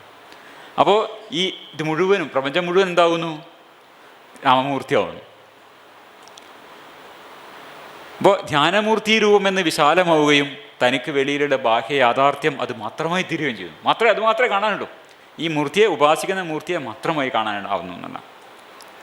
അപ്പോൾ യാഥാർത്ഥ്യം എന്നത് ഇടതുഭാഗത്ത് കംപ്ലീറ്റ് പരാജയമാണ്. ഇടതുഭാഗത്ത് ഒരു അവനവൻ എന്ന സാധനം ഇല്ലാണ്ടായി കഴിഞ്ഞു. അപ്പോൾ യാഥാർത്ഥ്യം എന്നത് എന്താണ്? അപ്പോൾ പിന്നെ ഉപാസനാമൂർത്തി മാത്രമാണ്. അതിലേക്ക് താൻ അലിഞ്ഞു പോകുന്നു. അതാണ് യൂണിയോ മിസ്റ്റിക്ക എന്ന് പറയുന്നത്. ഇതാണ് സക്രിയ ധ്യാനത്തിൻ്റെ ഒരു രീതി. നിഷ്ക്രിയ ധ്യാനത്തിൽ ഇതെങ്ങനെയാണ് വ്യത്യസ്തമെന്ന് മനസ്സിലായിട്ടുണ്ടോ എന്ന് വിചാരിക്കണം. ഈ സക്രിയ ധ്യാനത്തിൽ വലത് ഭാഗത്തെ ഈ ഓറിയൻറ്റേഷൻ അസോസിയേഷൻ ഏരിയയിലേക്ക് ഈ ഉപാസനാമൂർത്തിയെ കൂടുതൽ ഉപാസിക്കുക എന്ന ഒരു നിർദ്ദേശം നാട്ടത്തിൽ വന്നുകൊണ്ടിരിക്കുന്നത്. ഇവിടെയാണ് ഉപാസകനും ഉപാസിക്കപ്പെട്ടതും ഏകാകാരമായി തീരും എന്ന് ആര് പറയുന്നത്? നമ്മുടെ രമണ മഹർഷി വരുന്നത്. അതായത് എന്തു പറ്റുന്നു? ഇടതുപക്ഷത്തെ ഓറിയൻറ്റേഷൻ ഏരിയയിൽ അവനവൻ എന്ന ബോധം കംപ്ലീറ്റ് നഷ്ടപ്പെട്ടു. വലതു ഭാഗത്താണെങ്കിലോ ഈ പ്രപഞ്ചം മുഴുവൻ നിറഞ്ഞു നിൽക്കുന്നത് എന്താണ്? ഉപാസനാമൂർത്തി മാത്രമാണ്. അപ്പോൾ എന്തായി? അവനവനില്ല, അത് അലിഞ്ഞുപോയി, അത് ഇതിലേക്ക് അലിഞ്ഞുപോയി. അതാണ് നാരായണഗുരു സ്വാനുഭവ ഗീതി എന്ന് പറഞ്ഞ് എഴുതുന്നുണ്ട് 39ാമത്തെ വയസ്സിലേ. പുകയേ പൊടിയേ പുറമേ അകമേ വെളിയേ നിറഞ്ഞ പുതുമഴയേ ഇഹമേ പരമേ ഇടയേ സുഖമേ ഗണമേ കനിഞ്ഞു നീയകമേ അകവും പുറവും ഒഴിഞ്ഞൻ ഭഗവാനെ നീ നിറഞ്ഞു വാഴുന്നു. അകത്തും പുറത്തുമൊക്കെ ഭഗവാനാ. അകവും പുറവും ഒഴിഞ്ഞൻ ഭഗവാനെ നീ നിറഞ്ഞു വാഴുന്നു. പുകൾ പൊങ്ങിന നിൻ മിഴിയിൽ പുകയേ ഈ കണ്ടതൊക്കെയും പുകയേ. നാരായണഗുരു സ്വാനുഭവ ഗീതി, നാരായണഗുരുയുടെ സ്വാനുഭവമാണിത്. ഇതാണ് ഉപാസകനും ഉപാസിക്കപ്പെട്ടതും ഏകാകാരമായി തീരുന്ന അവസ്ഥ എന്ന് പറഞ്ഞാൽ എന്താണ് സംഭവിക്കുന്നത്? ഇടത് ഓറിയൻറ്റേഷൻ ഏരിയ പൂർണ്ണമായും പ്രവർത്തനരഹിതമാവുകയും വലത് ഓറിയൻറ്റേഷൻ ഏരിയയിൽ എന്ത് സംഭവിക്കുന്നു? ഈ ഉപാസനാമൂർത്തിയുടെ ചിത്രം മാത്രമാവുകയും ലോകം മുഴുവനും ഇത് മാത്രമാവുകയും താൻ അതിൽ അലിയുകയും ചെയ്യുന്ന അവസ്ഥ. മസ്തിഷ്കത്തിൻ്റെ ഒരു അവസ്ഥ മാത്രമാണിത്. ഇതാണ് യൂണിയോ മിസ്റ്റിക്ക. ഇതിലൊരു ഫുട് നോട്ടുള്ളത്, കുറച്ച് കഴിഞ്ഞാൽ ഈ ഇച്ഛാകേന്ദ്രം ക്ഷീണിക്കും. അങ്ങനെ വരുമ്പോൾ എന്ത് സംഭവിക്കും? പെട്ടെന്ന് ഇച്ഛാകേന്ദ്രത്തിൽ നിന്നുള്ള ഇൻപുട്ട് കൊണ്ടാണ് ഈ വലത് ഓറിയൻറ്റേഷൻ ഏരിയയിൽ മറ്റൊരു ഇൻപുട്ട് അവിടെ ഇല്ല. ഇതിനെക്കുറിച്ച് ചിന്തിക്കാനുള്ള ഇൻപുട്ട് മാത്രമാണ്. ഈ നമ്മുടെ പ്രീ ഫ്രോണ്ടൽ ഏരിയ ഇച്ഛാകേന്ദ്രം കുറച്ച് കഴിയുമ്പോൾ ക്ഷീണിച്ചു പോകും. അപ്പോൾ എന്ത് പറ്റും? ഈ വലത് ഭാഗവും അതുപോലെ ഡിഫറൻറ്റഡ് ആവുകയും നിഷ്ക്രിയ ധ്യാനത്തിൽ ലഭ്യമായ ഒരു ധ്യാനാനുഭവത്തിലേക്ക്, പൂർണ്ണമായ ധ്യാനാനുഭവത്തിലേക്ക് ഈ സക്രിയ ധ്യാനവും വഴുതി വീഴുകയും ചെയ്യും. സക്രിയ ധ്യാനവും നിഷ്ക്രിയ ധ്യാനാനുഭവവും ഒന്നാവുന്ന അവസ്ഥയിലേക്കെത്തും. ഇതിൽ ഒരു കാര്യമുള്ളത്, ഈ ഗുരുവിൻ്റെ കാര്യം പറഞ്ഞുകൊണ്ടാണ്. ഗുരു ഇതിനെ വളരെ നിസ്സംഗമായാണ് പിന്നീട് കാണുന്നത് എന്നുള്ളതാണ്. 39ാമത്തെ വയസ്സിൽ ആ സ്വാനുഭവ ഗീതി എഴുതുന്ന നാരായണഗുരു ഈ ശ്ലോകത്തിൻ്റെ കുറേ ഭാഗങ്ങൾ നഷ്ടപ്പെട്ടു പോകുന്നുണ്ട്. ഈ പുസ്തകത്തിൻ്റെ സ്വാനുഭവ ഗീതി എന്നുള്ളതിൻ്റെ കുറേ ശ്ലോകങ്ങൾ പിന്നെ ഇത് ശേഖരിക്കുന്നത് കരുവാ കൃഷ്ണനാശാനാണ് സമ്പാദിക്കുന്നത്. അപ്പോൾ കുറേ ശ്ലോകങ്ങൾ അപ്പോഴേക്കും മിസ്സായിപ്പോയി. അപ്പോൾ നശിച്ചുപോയ ഭാഗം പറഞ്ഞു തരണമെന്ന് തൃപ്പാദങ്ങളോട് പലകുറി ഞാൻ അപേക്ഷിച്ചതിൽ അതിൻ്റെ കർത്താവ് ഇന്നില്ല. ഇനി ഇതിൽ ഈ ശരീരത്തിൽ വരുമെന്ന് തോന്നുന്നുമില്ല. വേറൊരാൾ എഴുതിയാൽ ഇതിനോട് യോജിക്കുകയുമില്ല എന്ന് പറഞ്ഞ് എന്നെ സമാധാനപ്പെടുത്തുകയാണ് ചെയ്തതെന്ന്. നാരായണ പിന്നെ അതും ഉപേക്ഷിച്ചു. ഇതിലൊന്നും വലിയൊരു കാര്യമില്ല എന്നെനിക്ക്. അദ്ദേഹം പിന്നീട് അത് എഴുതാൻ ശ്രമിക്കുന്നില്ല എന്നുള്ളതാണ്. അപ്പോൾ അദ്ദേഹത്തിന് ഇതിനോടൊരു നിസ്സംഗതയാണ് പിന്നീട് ഉണ്ടാകുന്നത്. ഇത് നമ്മൾ വളരെ ശ്രദ്ധിക്കേണ്ട ഒരു കാര്യമാണ്. ഈ സ്വാനുഭവ ഗീതിയൊക്കെ എഴുതിയ നാരായണ ഗുരു തന്നെ ഇതിനോട് നിസ്സംഗത പിന്നീട് പുലർത്തുന്നു എന്നുള്ളത് എനിക്കൊന്ന് നമുക്കൊരു പാഠമുണ്ട് എന്ന് ഞാൻ വിചാരിക്കുന്നു. ഇവിടെ നമുക്ക് അടുത്ത് ധ്യാനം ദോഷം ചെയ്യുമോ എന്ന ഒരു അടുത്ത അപ്പൻഡിക്സിലേക്ക്, എൻ്റെ അനുബന്ധത്തിലേക്ക് കടക്കാം എന്ന് ഞാൻ വിചാരിക്കുന്നു. ഇന്ന് നാരായണ ഗുരു ചെയ്തതുപോലെ ആ ഒരു നിസ്സംഗതയല്ല ഇന്നത്തെ കേരള സമൂഹത്തിൽ നമുക്ക് കാണാവുന്നത്. ധ്യാനം എന്നത് വളരെയധികം പ്രൊജക്റ്റ് ചെയ്യപ്പെടുന്നൊരു കാര്യമാണ്. ധ്യാനത്തിൻ്റെ സ്തുതി ഇന്ന് പൊതുസമൂഹത്തിൽ വളരെ വ്യാപകമാണ്. ഇത് നമ്മൾ പോയി ഒരുപാട് ലേഖനങ്ങൾ ഇതുപോലെ കാണാം. ഒരു ലേഖനം ഓൺലൈനിൽ പോയപ്പോൾ നമ്മൾ ചുമ്മാ നോക്കിയാൽ മതി, ഇത് നല്ല എല്ലാ മണ്ഡലങ്ങളിലും എല്ലാ മീഡിയകളിലും നിറഞ്ഞു നിൽക്കുന്ന ധ്യാനസ്തുതികൾ കാണാം. അപ്പോൾ ഒരെണ്ണത് വാർദ്ധക്യത്തെ അകറ്റാൻ വിദ്യാർത്ഥികളിൽ ഇത് ധ്യാനിക്കുമ്പോൾ സംഭവിക്കുന്നത് എന്തെന്നൊരു ലേഖനത്തിൽ മാത്രം പറഞ്ഞിട്ടില്ല, 2015-16 ഒരു ലേഖനത്തിൽ മാത്രം പറഞ്ഞിട്ടില്ല. പരീക്ഷാ സമ്മർദ്ദം കുറക്കാൻ, ഉറക്കക്കുറവ്, മറവി, അസംതൃപ്തി തുടങ്ങിയവർക്ക് ഒരു പരിധിവരെ പരിഹാരം ധ്യാനത്തിലുണ്ട്. മൈഗ്രെയിൻ, സൈനസൈറ്റിസ് തുടങ്ങിയ രോഗാവസ്ഥകളിൽ ധ്യാനം സ്ഥിരമായി ശീലിച്ചാൽ നല്ല ഗുണം കിട്ടും. ക്യാൻസർ, ട്യൂമർ പോലുള്ള മാരക രോഗങ്ങളിൽ പോലും ഗുണം ചെയ്യുന്നതായി പഠനങ്ങളുണ്ട്. ഓട്ടിസം, ഡിസ്ലെക്സിയ തുടങ്ങിയ ബുദ്ധിപ്രാപ്തിപരമായ പ്രശ്നങ്ങൾക്ക് ഗുണം ചെയ്യുന്നുണ്ട്. ഇങ്ങനെയൊക്കെ പറഞ്ഞിട്ട് ധ്യാനത്തിനെ പറ്റി ഒരുപാട് സ്തുതികൾ ഉണ്ട്. പക്ഷെ നമ്മളിത് ആലോചിക്കേണ്ടത്, ഈ ധ്യാനം എന്ന് പറയുന്നത് ഇതിനൊന്നും ഉദ്ദേശിച്ചുണ്ടാക്കിയ ഒരു ചെറുക്കല്ല.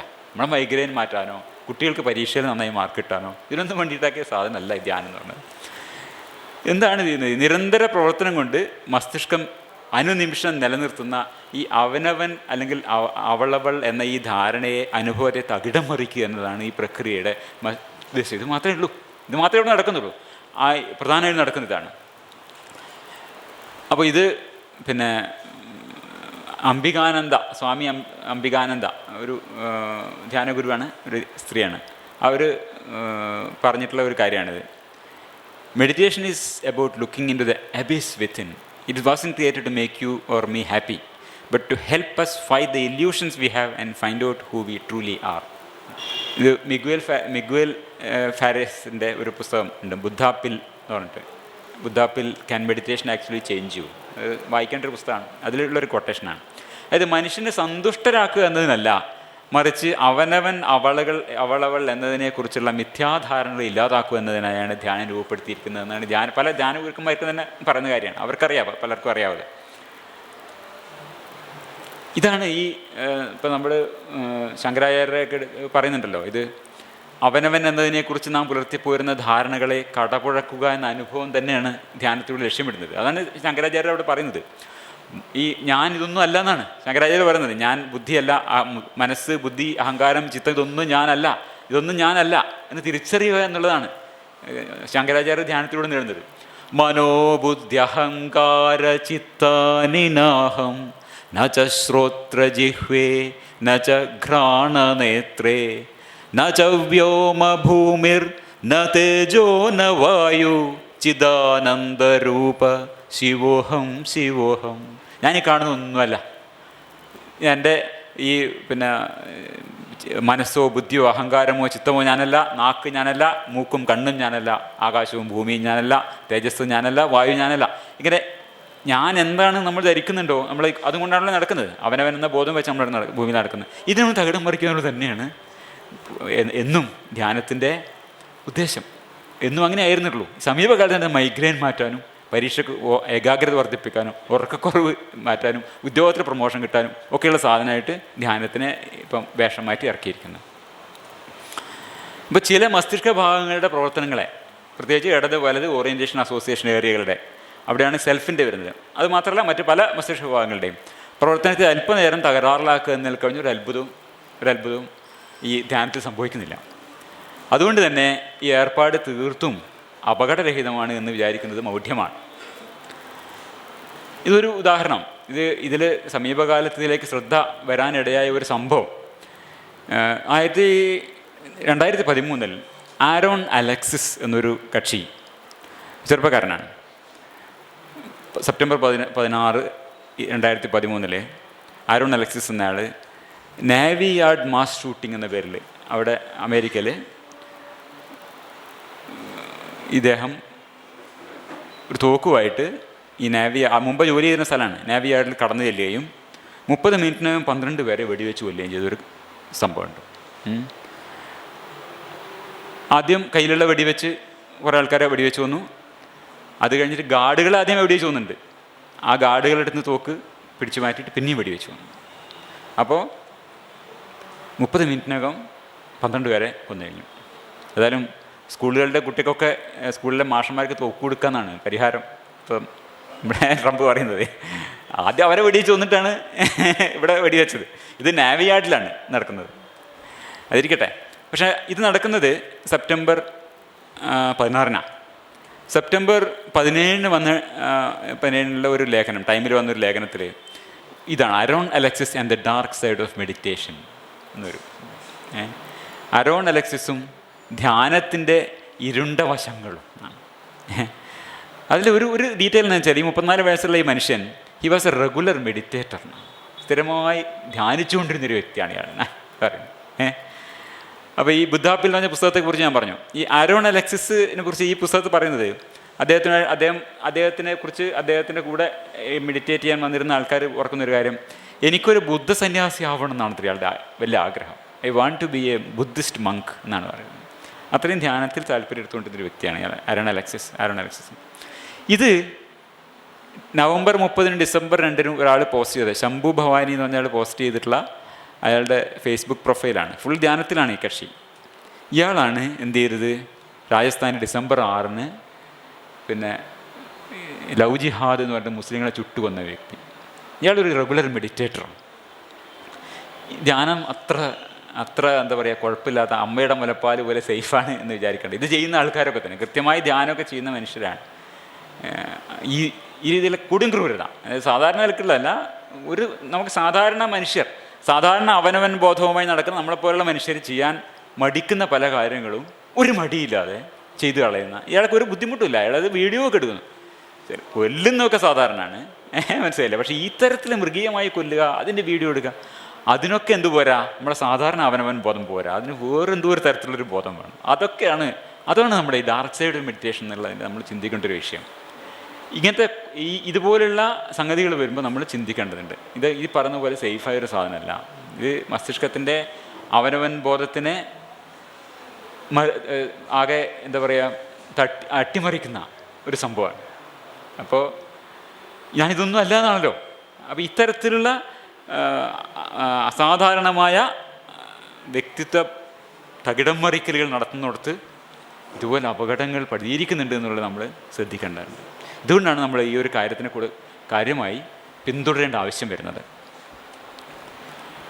അമ്മയുടെ മുലപ്പാൽ പോലെ സുരക്ഷിതമായി യാതൊരു കുഴപ്പവുമില്ലാത്ത സകലർക്കും അനുയോജ്യമായ സർവ്വഥാ ആശാസ്യമായ ക്രിയയായി ധ്യാനത്തെ കാണുന്നത് അബദ്ധമാണ്. അപ്പോൾ ഈ ധ്യാനവുമായി ബന്ധപ്പെട്ടുണ്ടാകുന്ന മാനസിക പ്രശ്നങ്ങളെക്കുറിച്ച് പഠിക്കുകയും ഇത്തരം വ്യക്തികളെ ചികിത്സിക്കുകയും ചെയ്യുന്ന ഒരു ന്യൂറോ സയൻറ്റിസ്റ്റാണ് വില്ലബി ബ്രിട്ടൻ. ഇവരുടെ ചില ടോക്കുകളൊക്കെ, ഇവരും ധ്യാനം ചെയ്യുന്ന ഒരാളാണ്, ധ്യാന മാർഗത്തിലൂടെ കുറേ പോയിട്ടുള്ള ഒരാളാണ്. അവരുടെ ചില വീഡിയോകളൊക്കെ നിങ്ങൾക്ക് യൂട്യൂബിൽ കാണാൻ പറ്റും. ആദ്യകാലത്ത് 2014 അറ്റ്ലാന്റിക്കിലൊരു വലിയ ലേഖനം dark night of the soul എന്ന് പറഞ്ഞിട്ട് വന്ന് കാണാം. അതിൽ വില്ലബി ബ്രിട്ടൻ്റെ റിസർച്ചിനെ കുറിച്ചും അവരെ ചികിത്സയെക്കുറിച്ചിട്ടൊക്കെ വിശദമായി പരാമർശിക്കുന്നുണ്ട്. ഈ ധ്യാനം കൊണ്ട് അപകടം വരുന്ന ഒരുപാട് ആൾക്കാരെ ചികിത്സിച്ചുകൊണ്ടിരിക്കുന്നുണ്ട് അവർക്ക്. അപ്പോൾ അതുമായി ബന്ധപ്പെട്ട് ഈ ഡാർക്ക് നൈറ്റ് പ്രൊജക്റ്റ് എന്ന് പറഞ്ഞിട്ട് ഒരു പ്രൊജക്റ്റ് തന്നെ അവർ ബ്രൗൺ യൂണിവേഴ്സിറ്റിയിലാണ്. Willoughby Britton assistant professor psychiatry and human ബിഹേവിയറാണ് സിറ്റിയിൽ. വളരെ പ്രൊസൈറ്റുള്ള യൂണിവേഴ്സിറ്റിയാണ് ബ്രൗൺ യൂണിവേഴ്സിറ്റി. അവിടുത്തെ അസിസ്റ്റൻറ്റ് പ്രൊഫസറാണ്. അപ്പോൾ അവർ ഈ ഒരു പ്രൊജക്റ്റ് ചെയ്യുന്നുണ്ട്. അപ്പോൾ അവർ പറഞ്ഞതാണ്, there are parts of me that just want meditation to be all good. കാരണം ഇവർ വളരെ കാലം മെഡിറ്റേഷൻ ചെയ്ത് ഇപ്പം മെഡിറ്റേഷൻ ബാധിക്കുന്ന ഒരാളാണ്. അപ്പോൾ ഇത് വളരെ നന്നായിരിക്കണം എന്ന് തന്നെയാണ് എൻ്റെ മനസ്സിൻ്റെ ഒരു ആഗ്രഹം. I find myself in denial sometimes. ഞാൻ തന്നെ സ്വയം നിഷേധിക്കുകയാണെന്നാണ്. I find myself in denial where I just want to forget all that I have learned. ഞാൻ എൻ്റെ ഈ അനുഭവങ്ങൾ, ഇവരെ തേടി വന്നിട്ടുള്ള ഈ അനുഭവങ്ങളൊക്കെ മറക്കുകയും and being happy about mindfulness and promoting it. ഈ ധ്യാനത്തിനെ ഇങ്ങനെ പ്രൊമോട്ട് ചെയ്യാൻ വാസ്തവത്തിൽ എനിക്ക് ആഗ്രഹമുണ്ട്. അറിവിൻ വെളിച്ചമേ ദൂരെ പോ നീ എന്ന് പറയുന്നുണ്ടല്ലോ, ആ ഒരു സംഘർഷം ഇവരനുഭവിക്കുന്നുണ്ടെന്നാണ് അവരെന്നെ പറയുന്നത്. അപ്പോഴേക്കും but then I get another phone call and meet someone who is in distress and I see the devastation in the rise and I can deny that this is happening. ഇങ്ങനെ സംഭവിക്കുന്നുണ്ട് എന്നത് എനിക്ക് നിഷേധിക്കാൻ പറ്റില്ല. ഒരുപാട് പലരും വിളിക്കുകയാണ്, പലരും കാണുകയാണ്. As much as I want to investigate and promote contemplative practices, ഈ ധ്യാനത്തിനൊക്കെ പ്രചരിപ്പിക്കണം, പ്രോത്സാഹിപ്പിക്കണം എന്നൊക്കെ ഉണ്ടെങ്കിലും I feel a deeper commitment to what is actually true. എന്താണ് യഥാർത്ഥ സത്യം എന്നതിനോട് എനിക്ക് കൂടുതൽ സത്യസന്ധത പുലർത്തിയേ പറ്റുമെന്നാണ് ഇവരെ പറയുന്നത്. അപ്പോൾ അവരുടെ ഒരു പ്രൊജക്റ്റാണ്. അവിടെ ഓരോ ആളുടെ പേരിലാണ് പറയുക. ഇതിപ്പം അവർ വില്ലബി ബ്രിട്ടൻ ലാബ് എന്നാണ് പറയുക, അവരുടെ ലാബിൻ്റെ ഒരു പ്രൊജക്റ്റാണ് the varieties of contemplative experience project. നേരത്തെ ഇതിന് ഡാർക്ക് നൈറ്റ് പ്രൊജക്റ്റ് എന്ന് പറഞ്ഞുകൊണ്ടിരുന്നത്, അത് പിന്നീട് മാറ്റി അവർക്ക് കുറേ ഫണ്ടൊക്കെ കിട്ടി. Varieties of contemplative experience project എന്ന് പറഞ്ഞിട്ട് ഈ ബ്രൗൺ യൂണിവേഴ്സിറ്റിയിൽ ഈ വില്ലബി ബ്രിട്ടൻ്റെ നേതൃത്വത്തിലൊരു പ്രൊജക്റ്റ് നടക്കുന്നുണ്ട്. കുറേ പേര് അതിൽ പോസ്റ്റ് ഡോക്ടറൽ ഫെലോസായിട്ടും റിസർച്ച് ചെയ്യുന്ന ഗവേഷകരൊക്കെ ആയിട്ടുണ്ട്.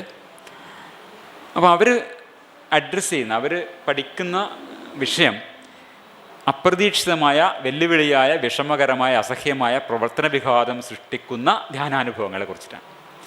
Experiences that are reported as unexpected, challenging, difficult, distressing, impairing or functioning. ഇങ്ങനെയുള്ള സംഗതികളാണ്. അതാണ് ഈ പ്രൊജക്ട് ഓവർവ്യൂ എന്ന ആദ്യ വാചകത്തിൽ തന്നെ പറഞ്ഞിട്ടാണ് ഇത് കാണാം. Meditation practitioners and response to experience that are reported as unexpected, challenging, difficult, distressing or impairing or functioning. ഇങ്ങനെ വരുന്ന ധ്യാനാനുഭവങ്ങളെ കുറിച്ചിട്ട് പഠിക്കാനുള്ള ഒരു റിസർച്ച് പ്രൊജക്റ്റ് തന്നെ ബ്രൗൺ യൂണിവേഴ്സിറ്റിയിൽ സ്റ്റാർട്ട് ചെയ്തിട്ടുണ്ട്. ഇതൊക്കെ ഈ സമീപകാലത്തുണ്ടായിട്ടുള്ള കാര്യങ്ങളാണ്. കഴിഞ്ഞ 2-3 വർഷത്തിനിടയിൽ ഉണ്ടായിട്ടുള്ള കാര്യങ്ങളാണ്. അതുവരെ ആരും ഇതിനെക്കുറിച്ച് പറഞ്ഞു തന്നില്ല. അവിടെ നിന്ന് പല പേപ്പറുകളും വന്നിട്ടുണ്ട്. ഇതിപ്പോൾ ഒരു 1, 2, 3, 5 പേപ്പറുകൾ ഇപ്പോൾ തന്നെ അവിടുന്ന് വന്നിട്ടുണ്ട്. അതിൽ ഏറ്റവും പ്രധാനപ്പെട്ട പേപ്പർ മെയ് 2017 മെയ് 24 വന്ന പേപ്പറാണ്. വലിയൊരു പേപ്പറാണ്, 38 പേജ്, 176 റെഫറൻസൊക്കെ ഉള്ള വളരെ വിശദമായൊരു പേപ്പറാണ്. ഇനിയാണ് നിങ്ങളെ പേപ്പറും കടലാസൊക്കെ എടുക്കേണ്ടി വരിക. കുറച്ച് മടുപ്പിക്കുന്നൊരു കാര്യമാണ്. ഒരു സയൻറ്റിഫിക് ജേർണലിൽ വന്നൊരു പേപ്പറിനെ കുറിച്ചാണ് നമ്മൾ പറയാൻ പോകുന്നത്. കുറച്ച് മടുപ്പിക്കുന്നൊരു കാര്യമായിരിക്കും. ഇത് അറിയേണ്ട ഒരു ആവശ്യകത എന്താണെന്ന് പറഞ്ഞാൽ, ഈ ധ്യാനത്തിൻ്റെ അപകടങ്ങളെക്കുറിച്ച് ഇന്ന് നമുക്ക് ശാസ്ത്രീയമായ ഡോക്യുമെൻറ്റേഷൻ ഉണ്ട് എന്ന് പറയാൻ വേണ്ടിയാണ്. ഇത് വെറുതെ ചില അനുഭവങ്ങളുടെ അടിസ്ഥാനത്തിൽ, കേട്ടുകേൾവിയുടെ അടിസ്ഥാനത്തിൽ പറയല്ല. ഇന്ന് കൃത്യമായൊരു പഠനം തന്നെ വന്നു കഴിഞ്ഞു, വളരെ വിശദമായൊരു പഠനം വന്നു കഴിഞ്ഞിട്ടുണ്ട്. ഇത് ഒരു മെച്ചം എന്ന് വെച്ചാൽ ഇത് ഓപ്പൺ ആക്സസ് ആയിട്ടാണ് പബ്ലിഷ് ചെയ്തിട്ടുള്ളത്. ആർക്കും നമുക്ക് നെറ്റിൽ പോയി ഡൗൺലോഡ് ചെയ്യാം. Varieties of contemplative experience, A mixed method study of meditation related challenges in western Buddhist എന്ന് പറഞ്ഞുകൊണ്ടുള്ള ഒരു പഠനം കാണാം. ഇതാണ് വില്ലബി ബ്രിട്ടൻ. ഇവരുടെ ഒരു വീഡിയോവും അവൈലബിൾ ആണ്. ഈ പേപ്പറിനെ കുറിച്ച് അവർ പറഞ്ഞൊരു വീഡിയോവും കൂടെ ഉണ്ട്. രണ്ടും കൂടെ വെച്ച് നോക്കുകയാണെങ്കിൽ നമുക്ക് കുറേ കൂടി മനസ്സിലാവാൻ സാധിക്കും. അതിൻ്റെ ലിങ്ക് ഞാനിവിടെ കൊടുത്തിട്ടുണ്ട്.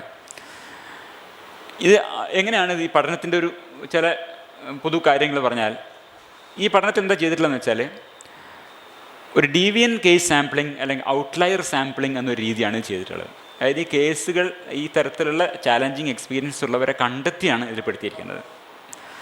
അപ്പോൾ ഇവരെന്ത് ചെയ്യുമെന്ന് വെച്ചാൽ, ഈ മെഡിറ്റേഷൻ സെൻറ്ററുകളിലേക്ക് ചെല്ലും. എന്നിട്ട് അവിടെ മെഡിറ്റേഷൻ സെൻറ്ററിലെ ആൾക്കാരോട് ചോദിക്കും, ഈ തരത്തിലുള്ള ചാലഞ്ചിങ് എക്സ്പീരിയൻസസ്, അപകടങ്ങൾ, വിഷമകരമായ അനുഭവങ്ങൾ, ധ്യാനാനുഭവങ്ങൾ ഉള്ള ആൾക്കാരെ നിങ്ങൾക്ക് പരിചയമുണ്ടോ? അപ്പോൾ അവർ പറയും, ഇങ്ങനെ ഒരാളുണ്ട്, 4 or 5 ആൾക്കാരൊക്കെ അവർ ഒരാളും പറയും. ഇങ്ങനെയുള്ള ആൾക്കാരെ അഡ്രസ്സ് ഇവർക്ക് കൊടുക്കും. അവർ ഈ വില്ലബി ബ്രിട്ടൻ്റെ അഡ്രസ്സ് അവർക്ക് പാസ് ചെയ്യും. അങ്ങോട്ട് ചെല്ലല്ല, അവർക്ക് പാസ് ചെയ്യും. അപ്പോൾ അവർക്ക് താല്പര്യമുണ്ടെങ്കിൽ ഇവർ തിരിച്ച് ബന്ധപ്പെടും. അങ്ങനെയാണ് ഇവർ സാമ്പിൾ കളക്ട് ചെയ്തത്. അപ്പോൾ അതുകൊണ്ട് തന്നെ നമ്മൾ ഒരു ഔട്ട്ലയർ സാമ്പിളിംഗ് ആണ്. ഈ തരത്തിലുള്ള വിഷമകരമായ അനുഭവങ്ങളുള്ളവരെ തേടി പിടിച്ചെടുത്തു. അപ്പോൾ അങ്ങനെ ചോദിക്കുമ്പോൾ ഈ ധ്യാന കേന്ദ്രങ്ങളിലുള്ള അധ്യാപകരെന്നെ പറയും, എനിക്കിങ്ങനൊരു പ്രശ്നമുണ്ടായി. അപ്പോൾ അവരും ഇതിൽ ചേരും. അപ്പോൾ എക്സ്പീരിയൻസ് മെഡിറ്റേറ്റേഴ്സ്, ടീച്ചേഴ്സും ഇതിൽ പങ്കാളികളാവുകയാണ് പഠനത്തിൽ. ഈ മെഡിറ്റേഷൻ ടീച്ചേഴ്സും വളരെ വിശദമായി 6 വർഷം എടുത്തു ഈ പഠനത്തിന്. അപ്പോൾ ഈ ഓരോ ആളുമായിട്ട് ഇൻ്റർവ്യൂ ചെയ്തു. അങ്ങനെ 60 ഇൻ്റർവ്യൂകളാണ് ഇത് സെലക്ട് ചെയ്തത്. 73 പേരെ കോൺടാക്ട് ചെയ്ത് 60 ഇൻ്റർവ്യൂസാണ് സെലക്ട് ചെയ്തത്. അതിൽ ട്രാൻസ്ക്രൈബ് ചെയ്തു, അത് കോഡ് ചെയ്തു. ഓരോ ആൾക്കും 40 മണിക്കൂർ ഇത് ചിലവാക്കിയെന്നാണ് പറയുന്നത്. അത്രയും മെനക്കെട്ടിട്ടുള്ള ഒരു വിശദമായ പഠനമാണ്. ഏതാണ്ട് പകുതി ആണുങ്ങളും പകുതി പെണ്ണുങ്ങളുമാണ്. 60% ഈ മെഡിറ്റേഷൻ ടീച്ചേഴ്സാണ്. ഈ സാമ്പിളിൽ 60% ധ്യാന ഗുരുക്കന്മാരാണ്, ധ്യാനാധ്യാപകന്മാരാണ്. ഇതാണ് പ്രാക്ടീഷണർ ഡെമോഗ്രാഫിക്സ് എന്ന് പറയുന്നത്. 1000 മണിക്കൂറിൽ താഴെ ധ്യാനമുള്ളവർ 5 പേരേ ഉള്ളൂ. 1000-നും 5000-നും ഇടയിലുള്ള ഒരു 13 പേര്, 5000-നും 10000-നും ഇടയിൽ മണിക്കൂറുകൾ ധ്യാനം ചെയ്തിട്ടുള്ളൊരു 16 പേര്, 10000-ലധികം മണിക്കൂറുകൾ ധ്യാനത്തിൽ ചിലവാക്കിയിട്ടുള്ളവരാണ് 26 പേര്. എന്നുവെച്ചാൽ എത്ര മണിക്കൂറുകൾ അവർ ജീവിതകാലത്ത് ധ്യാനം ചെയ്തിട്ടുള്ളതാണ്, എത്ര വർഷം ശരാശരി വെച്ച് കണക്കൂട്ടാണ്. ഈ ധ്യാന സംബന്ധിയായ 59 തരം മാനസിക പ്രയാസങ്ങളെ ഐഡൻറ്റിഫൈ ചെയ്തിട്ടുണ്ട്. അതിന് 7 വിധത്തിൽ ഇവർ തരംതിരിച്ചിട്ടുണ്ട്. അത് ധാരണാശക്തി, കോഗ്നിറ്റീവ്, ഇന്ദ്രിയ സംവേദനം സംബന്ധിച്ച് പെർസെപ്ച്വലായിട്ടുള്ള വ്യത്യാസങ്ങൾ, വികാര സംബന്ധിയായ പ്രയാസങ്ങൾ അഫക്റ്റീവ്, ശരീര സംബന്ധിയായ പ്രയാസങ്ങൾ സൊമാറ്റിക് ആയിട്ടുള്ളത്, മോട്ടിവേഷൻ സംബന്ധമായിട്ട് കൊണേറ്റീവ് എന്ന് പറയും, സ്വേച്ഛാസംബന്ധിയായ മോട്ടിവേഷൻ സംബന്ധിയായിട്ടുള്ള, പിന്നെ അവരവർ ബോധം, സെൻസ് ഓഫ് സെൽഫ്, അത് സംബന്ധിച്ചിട്ട്, പിന്നെ സാമൂഹ്യ പ്രശ്നങ്ങൾ. ഇങ്ങനെ 7 വിധത്തിൽ തരംതിരിച്ചിട്ടുണ്ട്. അതാണ് ഈ ഒരു ചാർട്ടിൽ കാണാം. 7 വിധത്തിൽ തരംതിരിച്ച് അതിൻ്റെ ഓരോ അടിയിൽ ഇങ്ങനെ 59 എണ്ണത്തിനെ ക്ലാസിഫൈ ചെയ്ത് കാറ്റഗറൈസ് ചെയ്തിട്ടുണ്ട്. അതിൽ ചിലതിൻ്റെ ഉദാഹരണങ്ങൾ മാത്രം. ഇത് പേപ്പറിൽ ഈ പേപ്പറിന് പുറത്ത് അവർ നടത്തിയ ടോക്കിനകത്ത് അനുഭവങ്ങൾ പറയും. അത് ഇത് കാരണം നമുക്ക് എളുപ്പത്തിൽ റിലേറ്റ് ചെയ്യാൻ വേണ്ടിയാണ് ഈ ടോക്കിൽ പറഞ്ഞ കാര്യങ്ങൾ ഞാൻ എടുത്ത് പറയുന്നത്. ഈ പേപ്പറിൽ ഇത് വിശദമില്ല. അതിൻ്റെ ഈ പേപ്പറിൻ്റെ അപ്പൻഡിക്സ് ആയിട്ട് ഈ ഫയലുകളൊക്കെ കൊടുത്തിട്ടുണ്ട്. അത് എടുക്കുകയാണെങ്കിൽ നമുക്ക് ഇതൊക്കെ വിവരങ്ങൾ അതിൽ കിട്ടും. അപ്പോൾ ഇതിൽ ഒരാൾ അനുഭവം പറയുന്നതാണ്. The meditation that I was doing was really confusing my mind's ability to access memory. ഓർമ്മയിലേക്ക് എത്തിപ്പെടാൻ പറ്റുന്നില്ല, ആക്സസ് ചെയ്യാൻ പറ്റുന്നില്ല. ഓർമ്മ അവിടെ ഉണ്ട്, അതിന് എത്താൻ പറ്റുന്നില്ല. Including the most basic things, looking at a stop light and seeing the colour come up, but then having to think but what does that mean again. Drive ചെയ്തിങ്ങനെ പോവാ, മുമ്പിൽ ചുവന്ന വെളിച്ചം വന്നു, കണ്ടു, എന്താ ഇതിൻ്റെ അർത്ഥം? അത് പിടികിട്ടുന്നില്ല, പെട്ടെന്ന് പിടികിട്ടുന്നില്ല. എന്താണ് ഈ ചുവപ്പ് കണ്ട അതിൻ്റെ അർത്ഥം എന്താണെന്ന് പിടികിട്ടുന്നില്ല. അപ്പോൾ വണ്ടി നിർത്തണോ പോകണോ ഒരു അന്തമില്ല. മുമ്പിലൊരു വണ്ടി ഉണ്ടായതുകൊണ്ട് അവർ നിർത്തിയെന്ന് പറയണം. അപ്പോൾ and having to remember whether it meant stop or go, നിൽക്കുകയെന്നാണോ പോകാന്നാണോ അതിൻ്റെ അർത്ഥം എന്ന് പിടികിട്ടുന്നില്ല പെട്ടെന്ന്. ഇതാണ് ഒരു പ്രശ്നം. ഇതാണ് നമ്മുടെ ധാരണാശക്തി സംബന്ധിച്ച് കോഗ്നിറ്റീവായിട്ടുള്ളൊരു പ്രശ്നം എന്ന് പറയുന്നത്. ഇതാണ് പോസ്റ്റ് റിട്രീറ്റ് കാർ ആക്സിഡൻസ് എന്ന് പറഞ്ഞിട്ട് അങ്ങനെ ഒരു ഭാഗം തന്നെ ഇട്ടാണ്. ഈ ധ്യാന റിട്രീറ്റുകൾ, ധ്യാന എന്താ പറയുക, റിട്രീറ്റ് വീക്കെൻഡിലോ അല്ലെങ്കിൽ ഒരാഴ്ച 10 ദിവസമൊക്കെ പോയിട്ട് ആൾക്കാർ ഈ ധ്യാന കേന്ദ്രങ്ങളിൽ പോയിട്ട് ധ്യാനം ചെയ്യും. അത് കഴിഞ്ഞിട്ട് പോകുമ്പോൾ കാർ ആക്സിഡൻറ്റ് വരുന്നത് എൻ്റെ ഒരു കാരണം ഇതാണെന്ന് പറയുന്നത്, പോസ്റ്റ് റിട്രീറ്റ് കാർ ആക്സിഡൻറ്റ്സ്. ഇത് കഴിഞ്ഞിട്ട് പോകുമ്പോൾ ഇങ്ങനെ ഒരു പ്രശ്നം, ഈ ഒരു സൈഡ് എഫക്റ്റാണ് ഇതിൻ്റെ. എന്ത് പറ്റുന്നു? കോഗ്നിറ്റീവായിട്ടുള്ള ഒരു കൺഫ്യൂഷൻ. ചുവപ്പ് ഒരു ഉദാഹരണമാണ് ഈ പറയുന്നത്. തുടർന്ന് അവരുടെ അഭിപ്രായം പറയുന്നതാണ്, ഓർമ്മകളെ നിർമ്മിക്കാൻ പറ്റുന്നില്ല, പുതിയ ഓർമ്മകളെ നിർമ്മിക്കാൻ പറ്റുന്നില്ല, ഓർമ്മകൾ ഉറപ്പിക്കാൻ പറ്റുന്നില്ല, നിറങ്ങളുടെ അർത്ഥം പെട്ടെന്ന് പിടികിട്ടുന്നില്ല, ഈ പറഞ്ഞ പോലെ വാക്കുകളുടെ അർത്ഥം പിടികിട്ടാതാവുക. അപ്പോൾ അതിന് വാക്കുകൾ വിളിച്ച് കളിക്കുക, നമുക്ക് വേണ്ട വാക്ക് പെട്ടെന്ന് കിട്ടുന്നില്ല. അപ്പോൾ സംസാരിക്കുമ്പോൾ ചില വിക്കൽ വരിക, വേണ്ട കറക്റ്റ് വാക്ക് ഇങ്ങോട്ട് വരുന്നില്ല, ആക്സസ് ചെയ്യാൻ പറ്റുന്നില്ല. ഇതൊരാളുടെ ഒരു വിവരണമാണ്. ഇതൊരാളുടെ വിവരണം എന്ന് പറയുമ്പോൾ നമ്മളത് ഈ വിവരണം പറയുന്നത് എന്തിനാണ് മനസ്സിലാക്കാൻ വേണ്ടിയാണ്. ഈ വിവരണത്തിൻ്റെ അടിസ്ഥാനത്തിൽ നമ്മൾ മൊത്തം പറയുകയല്ല. ഇതുപോലെ ഇതെന്താണ് ഈ കോഗ്നിറ്റീവ് ഇമ്പയർമെൻ്റ് എന്ന് പറയുന്നത് നമ്മൾ ഉദ്ദേശിക്കുന്നത് എന്ന് വ്യക്തമാക്കാൻ വേണ്ടി ഉദാഹരണം പറയാൻ മാത്രമാണ്. ഇത് വായിച്ചപ്പോൾ എനിക്ക് ഉണ്ടായ ഒരു ഓർമ്മ, ഗബ്രിയേൽ ഗാർഷ്യ മാർക്കേസിൻ്റെ 100 Years of Solitude, ഏകാന്തയുടെ 100 വർഷങ്ങൾ എന്ന് പറയുന്ന നോവലുകൾ വായിച്ചിട്ടുണ്ടാവും. അതിലിങ്ങനെ ഒരു വിവരണമുണ്ട്. അതിൻ്റെ ചിത്രമാണ് അതിൽ അപ്പോൾ then he was more explicit. The sign that he hung, ഓർമ്മ കുറവ് ഒരു നഗരത്തിലെ ആൾക്കാർക്ക് മുഴുവനും ഓർമ്മ നഷ്ടപ്പെടുന്ന വിചിത്രമായൊരു അനുഭവം. മാജിക്കൽ റിയലിസം ആണല്ലോ, ഓർമ്മ നഷ്ടപ്പെട്ടു പോവുക എന്നൊരു അസുഖത്തെ ബാധിക്കുകയാണ്. മെക്കാണ്ടോ നഗരത്തിലെ ആൾക്കാർക്ക് മൊത്തം എന്നാണ്. അപ്പോൾ അവരെന്ത് ചെയ്യുന്നുള്ളതാണ്. അപ്പോൾ അവരുടെ ഈ ഓർമ്മ നഷ്ടത്തിനെതിരെ യുദ്ധം ചെയ്യുന്നത് എങ്ങനെയാണെന്ന് വെച്ചാൽ, പശുവിൻ്റെ ഓരോന്നിൻ്റെ പേരിങ്ങനെ എഴുതി വെക്കും. അപ്പോൾ പശുവിൻ്റെ പുറത്ത് എഴുതി വെച്ചാണ്, this is the cow, she must be milked every morning so that she will produce milk, and the milk must be boiled in order to be mixed with coffee to make coffee and milk. Thus they went on living in a reality that was slipping away, momentarily captured by words, but which would escape irremediably when they forget the values of the written letters. ഇതുപോലെയാണ് പശുവിൻ്റെ പുറത്തിങ്ങനെ എഴുതി വെക്കാണ്, ഇതൊരു പശുവാണ്, ഈ പശുവിനെ എല്ലാ ദിവസവും രാവിലെ കറക്കണം, എന്നാൽ മാത്രമേ കാപ്പിയിൽ പാല് ചേർത്തിട്ട് കാപ്പി ഉണ്ടാക്കാൻ പറ്റുള്ളൂ എന്നൊക്കെ പശുവിൻ്റെ പുറത്ത് എഴുതി വെക്കുകയാണ്. അപ്പോൾ ഇത് ഗബ്രിയേൽ ഗാർഷ്യ മാർക്കേസ് പറഞ്ഞിട്ടുള്ള സംഭവം. ഇതുപോലത്തെ ഒരു അവസ്ഥയൊക്കെയാണ് കോഗ്നിറ്റീവ് ഇമ്പയർമെൻറ്റ് വരുന്നത്, ഓർമ്മകൾ ആക്സസ് ചെയ്യാൻ പറ്റാതിരിക്കുന്നു. അതാണ് ഒരു പ്രശ്നം. വേറൊരു പ്രശ്നം പെർസെപ്ച്വൽ ഡൊമെയിൻ. അത് എല്ലാം നമ്മൾ ഇതിന് എല്ലാത്തിൻ്റെയും ഉദാഹരണം പറഞ്ഞില്ല, ചില ഉദാഹരണം മാത്രം പറയുകയാണ്. പെർസെപ്ച്വൽ ഡൊമെയിനിൽ എന്ന് വെച്ചാൽ ഇന്ദ്രിയ സംവേദന സംബന്ധിയായ പ്രയാസങ്ങളാണ്. നിറങ്ങൾ വളരെ കളർ കൂടുക, നിറങ്ങളുടെ തീക്ഷ്ണത കൂടുന്നു. ഈ ചുവപ്പിന് എന്തൊരു ചുവപ്പാണ്, നിറങ്ങളുടെ തീക്ഷ്ണത കൂടുന്നു. ശബ്ദങ്ങൾ കൂടുതൽ തീവ്രമാകുന്നു, അസഹ്യമാകുന്നു ശബ്ദം. പിന്നെ ചില ഹാലൂസിനേഷൻസ്, വിഷൻസ്, ഇല്യൂഷൻസ് ഒക്കെ, മായാധാരണകൾ, ചില ദർശനങ്ങൾ, ചില മിഥ്യാധാരണകൾ, ഇതൊക്കെ വരികയാണ്. അതുപോലെ തന്നെ വികാരമണ്ഡലം, അഫക്റ്റീവ് ഡൊമൈനിൽ fear, anxiety, panic, paranoia, depression, dysphoria, re experiencing of traumatic events, മുമ്പുണ്ടായിരുന്ന വിഷമകരമായ ഓർമ്മകളൊക്കെ തിരിച്ചു വരിക, വെറുതെ കരയുക, വെറുതെ ചിരിക്കുക, ദേഷ്യം വരിക, അഗ്രഷൻ വരിക, ആത്മഹത്യ ചെയ്യണമെന്ന് തോന്നുക, സൂയിസൈഡിറ്റി. ഇതൊക്കെ ശതമാനം വെച്ച് പറയുന്നില്ല. 82% പേർക്ക് ഫിയർ, ആങ്സൈറ്റി 82 പേര് റിപ്പോർട്ട് ചെയ്തിരുന്നതാണ്. Depression 57%, re experiencing of traumatic memories ഒക്കെ വരുന്നു. 18 പേർക്ക് ആത്മഹത്യ, 18% പേർക്ക് ഈ പറഞ്ഞ 60 പേരിൽ 18% ആൾക്കാർക്ക് ആത്മഹത്യ ചെയ്യണമെന്ന് തോന്നൽ പോലും ഉണ്ടായിരുന്നതാണ്. അതിൻ്റെ ചില ഉദാഹരണമാണ്. പേടി എന്നുവെച്ചാൽ സാധാരണ പേടിയില്ല, എന്താ പറയുക, അതിതീവ്രമായ പേടി. I recall sitting one day and don't know what happen. പെട്ടെന്ന് ഐ വാസ് വെരി കാം. വെറുതെ ഇരിക്കുന്ന മനുഷ്യർ വെറുതെ ഒന്ന് കണ്ട് ഒരു പാമ്പിനെ കണ്ട് പേടിക്കുന്നതല്ല, ഒരു കാരണവുമില്ലാതെ I was very calm. And then all of a sudden the deepest most intense, എന്തിനാണെന്നറിയാതെ, most intense fear I had ever had an experience of in my entire life totally gripped me. പെട്ടെന്ന് ഇങ്ങോട്ട് പേടി കടന്നു വരാം. My heart was pounding. I thought I was going to pass out or die or something. It was so awful. അതാണ് ഞാൻ വിചാരിക്കുന്നത്. Amygdala എന്ന് പറഞ്ഞിട്ടുള്ള ഒരു ഇതാണ് ഈ പേടിയുടെ കേന്ദ്രം. അത് പെട്ടെന്ന് ഉത്തേജിതമാവും. ഉത്തേജിതമായി കഴിഞ്ഞാൽ ഇതുപോലെയാണ്. അമിഗ്ഡല ഉത്തേജിതമായി കഴിഞ്ഞാൽ അതുപോലെയാണ്. നമ്മളിപ്പോൾ ഒരു എക്സ്പെരിമെൻറ്റിൽ നമ്മളൊരു പൂച്ചയുടെ അമിഗ്ഡല ചെയ്ത് കഴിഞ്ഞാൽ ഇതുപോലെയാണ്, ഭയങ്കര റേജ് റിയാക്ഷൻ ഒക്കെ വരും. ഫിയറിനെ കുറിച്ച് ഇങ്ങനെ പറയുന്നതാണ്.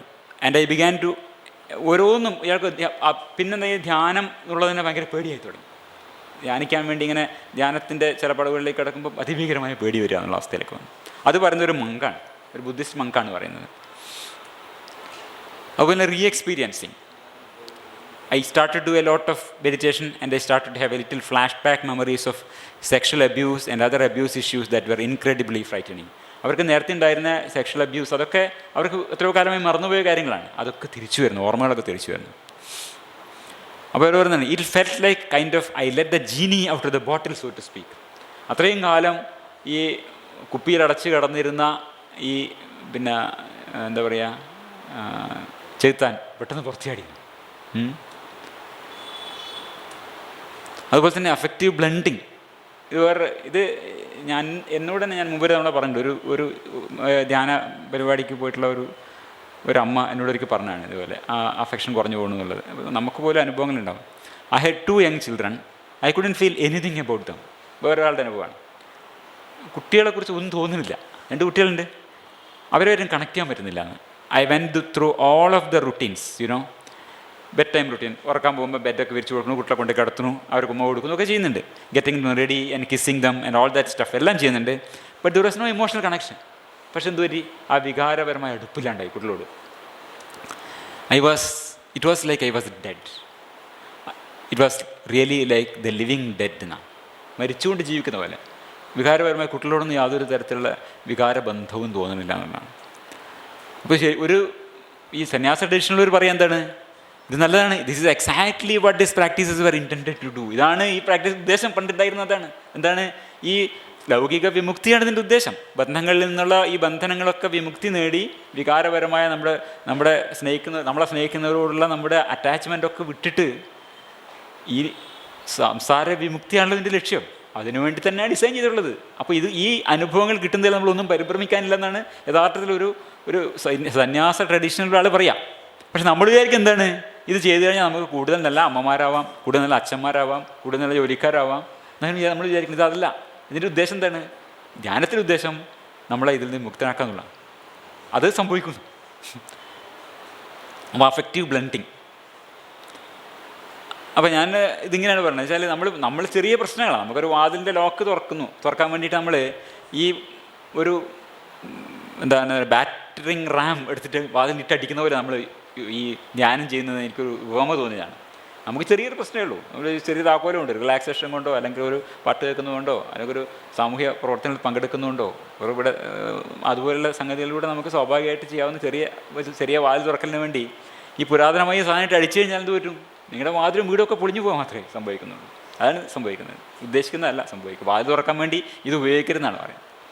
ഒരു പുരാതനമായൊരു യുദ്ധോപകരണമാണ് ബാറ്ററിങ് റാം എന്ന് പറയും. അതായത് പഴയ കോട്ടകളൊക്കെ ഉണ്ടെങ്കിൽ അത് അടിച്ചു തകർക്കാൻ വേണ്ടി ഒരുപാട് ആൾക്കാർ ഇങ്ങനെ ഒന്നിച്ച് കൊണ്ട് ഒറ്റയിടിയാൻ വേണ്ടിയാണ്, വാതിലുകൊണ്ട് പൊളിക്കാനുള്ളതാണ്. പിന്നെ അത് റിപ്പയർ ചെയ്യാനും പറ്റില്ല.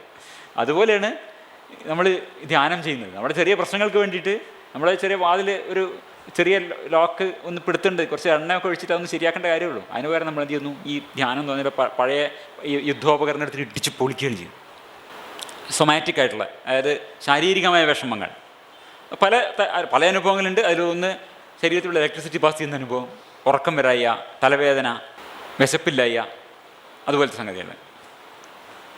മോട്ടിവേഷണൽ വേറൊരു സംഗതി എന്ന് വെച്ചാൽ 2 തരത്തിലും വരാം. ഒന്നുകിൽ ധ്യാനം ഒരു വിചാരം മാത്രം, അതിന് ഭയങ്കര മോട്ടിവേഷനാണ്. എല്ലാ സമയവും എനിക്ക് ധ്യാനം എന്നുള്ള ഒറ്റ ഒരു വിചാരം മാത്രമൊരു മോട്ടിവേഷൻ. വേറെത്തിലൊക്കെ ഒന്നും ചെയ്യാനുള്ള മോട്ടിവേഷൻ ഇല്ലാതെ പോകും. അങ്ങനെയുള്ള no motivation to anything. I have not decide to do anything. ഒന്നും ചെയ്യാൻ ഒരേ കിടപ്പ്. പിന്നെയുള്ളത് സെൻസ് ഓഫ് സെൽഫിൽ. അതിലും ഒരുപാട് 6 കാറ്റഗറിയിൽ വ്യത്യാസം വരുന്നുണ്ട്. സെൻസ് ഓഫ് സെൽഫ് അതാണ് ഏറ്റവും പ്രധാനപ്പെട്ടത്. സെൻസ് ഓഫ് സെൽഫിൻ്റെ അകത്ത് 6 കാറ്റഗറി ഉണ്ട്. അവരവർ ബോധം എന്നുള്ളതിനെ ഒന്ന് അവനവൻ അന്യൻ, ഞാൻ അഭിലാഷ് എന്നുള്ള വേർതിരിവില്ല, അതില്ലാണ്ടായി പോവുക. അവനവനും ലോകവും തമ്മിലുള്ള വേർതിരിവ് അതില്ലാതാവുന്നു. പിന്നെ കർത്തൃത്വമില്ലാതാവുന്നു. ലോസ് ഓഫ് സെൻസ് ഓഫ് ബേസിക്സിൽ വ്യക്തിത്വ ബോധനഷ്ടം. അതുപോലെ തന്നെ ശരീര അന്തർഗതത്വം. അതായത് എൻ്റെ ഉള്ളിൽ ഞാനിങ്ങനെ ഇരിപ്പുണ്ട്, ഞാൻ എന്ന് പറയുമ്പോൾ എനിക്ക് എൻ്റെ ഉള്ളിൽ ഞാനിരിക്കുന്ന അങ്ങനൊരു ബോധമുണ്ടല്ലോ, അവനവൻ എൻ്റെ ശരീരത്തിനകത്ത് കുടിക്കൊള്ളുന്ന ഞാൻ എന്നൊരു ബോധം, ശരീര അന്തർഗതത്വം എന്ന് പറയും, അതിൽ ഡിസ്റ്റർബ്ഡ് ആവുന്നു. അതുപോലെ തന്നെ ഒരു നെറേറ്റീവ് സെൽഫ് ഉണ്ട്. അതായത് പഴയ കാലം മുതലേ ഞാനിങ്ങനെ ഇന്നൊക്കെ ചെയ്തു എൻ്റെ കഥ എൻ്റെ മനസ്സിലുണ്ട്. ഒരു നെറേറ്റീവ് സെൽഫ് നമ്മളെക്കുറിച്ച് നമുക്ക് ഓരോന്നുണ്ട്. ഞാൻ പണ്ട് ആസാമിലായിരുന്നപ്പോൾ, ഞാൻ അങ്ങനെ ആയിരുന്നപ്പോൾ, ഇങ്ങനെ ആയിരുന്നപ്പോൾ എന്നുള്ള ഒരു നെറേറ്റീവ് സെൽഫ് നമുക്കുണ്ട്. ഇത് ഡിസ്റ്റർബ്ഡ് ആവുന്നു. അതുപോലെ തന്നെ loss of sense of ownership. എൻ്റെ ചിന്തകൾ, വികാരങ്ങൾ, ഇന്ദ്രിയാനുഭവങ്ങൾ, ശരീരം ഇതൊന്നും എൻ്റെതല്ല എന്ന് തോന്നുന്നു. ഇത് ഉദാഹരണമാണ് change of self other boundary. ഒരാൾ പറയാണ്, ഒരു സ്ത്രീ വിവരിക്കുകയാണ്, അയാളും സുഹൃത്തും കൂടി നടക്കുകയാണ്, ജനാഥനായിട്ട് നടന്നു പോകുമ്പോൾ അയാൾ സംസാരിക്കുക. ജനാഥൻ പറയുമ്പോൾ ഇവിടെ വരാണ്, Jonathan please be quiet because he was inside me. അവർക്ക് തോന്നുന്നത് ഈ സ്റ്റഡിയിൽ പങ്കെടുത്ത ഇൻ്റർവ്യൂ ചെയ്തിട്ടുള്ള പല ആൾക്കാരുടെ അനുഭവങ്ങളും വിവരിക്കുന്നതാണ്. ജനാഥൻ എൻ്റെ അകത്താണെന്ന് അവർക്ക് തോന്നുന്നു പെട്ടെന്ന്. He's inside me. ഭയങ്കര ശബ്ദമാണ്. I mean physically he was inside me because I was the space. ഇതൊക്കെ ഈ ഓറിയൻറ്റേഷൻ തിയറിയുടെ പ്രശ്നങ്ങളാണ്. I would shift in and out of the space, in and out, and the mind didn't know what to do with it. The mind was scared. I couldn't control anything. It couldn't have anything to hang on to. മനസ്സിന് ഒന്നിലും തൂങ്ങിപ്പിടിക്കാനില്ല. I just had no center. I was walking in the street and then in the blink of an eye that was the end of me. നടന്നുകൊണ്ടിരിക്കുമ്പോൾ പെട്ടെന്ന് ഞാൻ അവസാനിച്ചു. I was gone. I was lost. There was nothing there. I didn't believe I even had a shadow. I didn't believe anyone could even really see me. എന്നെ ആരും കാണാൻ തന്നെ പറ്റില്ല, എനിക്ക് നിൽക്കാനൊന്നുമില്ല. അവനവൻ ബോധമേ നഷ്ടപ്പെട്ടു. സെൻസ് ഓഫ് ബേസിക് സെൽഫേ പോയി. ഇവർക്ക് ഈ ഒരു ടീച്ചറാണ് ഇവർക്ക് ഒരു ഡ്രൈവ് വേ ഉണ്ട്. അതായത് ഗാരേജിലേക്ക് പോകാൻ, വീട്ടിൽ നിന്ന് ഗാരേജിലേക്ക് പോകാൻ വേണ്ടിയിട്ട് ഒരു ഡ്രൈവ് വേ ഉണ്ട്. അതിലൂടെ നടന്നു പോകാൻ പറ്റുന്നവർക്ക് ധൈര്യമില്ല. അപ്പോൾ എന്ത് ചെയ്യുന്നു വെച്ചാൽ അവരവിടെ ഒരു കമ്പി വേലി, അത് പിടിച്ചിട്ട് ഇങ്ങനെ പതുക്കെ വേറൊരു കുഴപ്പമില്ല, മറ്റൊരു പ്രശ്നമില്ല. പക്ഷെ അവരുടെ സെൻസ് ഓഫ് സെൽഫ് പോയി. ശരീരം എന്തോ എയറും ഉണ്ടാക്കിയതാണെന്നുള്ളൊരു ബോധം. അപ്പോൾ ഇത് പിടിച്ചിട്ട് വേണം കാറിൽ പോയി ഇതൊക്കെ ടൈറ്റ് ചെയ്ത് പോയി സ്കൂളിലെത്തിയപ്പോൾ ആൾക്കാർ പിടിച്ചിട്ട് വേണം കൊണ്ടുപോകാൻ. 10 കൊല്ലം അത്ര അങ്ങനെ കഴിഞ്ഞു. ഇൻ ദ ഹൗസ്, വീട്ടിലിരുന്നാൽ ഫർണിച്ചറൊക്കെ പിടിച്ചിട്ടാണ് ഓരോ തവണ കൊണ്ടുപോകണമെങ്കിൽ. വീണ് പോകുന്ന പ്രശ്നമല്ല, ശരീരം എയറും ഉണ്ടാക്കിയ പോലെയാണെന്ന് തോന്നുന്നത്. വിചിത്രമായിട്ടുള്ളൊരു ഭ്രാന്തമായ അവസ്ഥയാണ്. In the house I had to hold on to furniture. That was the anchor I needed. ഒരു ആങ്കർ വേണം, അല്ലെങ്കിൽ പട്ടം പോലെ ഞാൻ പറന്നു പോകുന്നതാണ്. അവർക്ക് ആങ്കറില്ല. I felt I was going to disappear into thin air, in the air. In retrospect it was really living in hell. അത് പറയാനില്ലല്ലോ, നരക ജീവിതമാണ്. 9 വർഷം അങ്ങനെ കഴിഞ്ഞെന്ന്. ഇനി വേറൊരാളുടെ അനുഭവം. Whenever I was sitting in A room with a client. അയാൾ ഒരു ചികിത്സകനാണ്, ഒരു ചികിത്സക ട്രെയിനിങ് കിട്ടിക്കൊണ്ടിരിക്കുന്ന ആളാണ്, ചികിത്സക പഠനം നടത്തിക്കൊണ്ടിരിക്കുന്ന ആളാണ്, ക്ലിനിക്കൽ സൈക്കോളജിസ്റ്റ് എന്ന് പറയുന്നത്. അപ്പോൾ ക്ലയൻറ്റോട് ഇരിക്കുന്നുണ്ട്. I become just hyper aware of not having a self. പെട്ടെന്ന് അവനവനില്ലാതായി, അവനവെന്നുള്ള ബോധമില്ലാണ്ടായി. And of the client sitting across from me not having a self. അയാൾക്കും ഒരു സെൽഫില്ല. And of nothing being real, just this profound sense of deadness.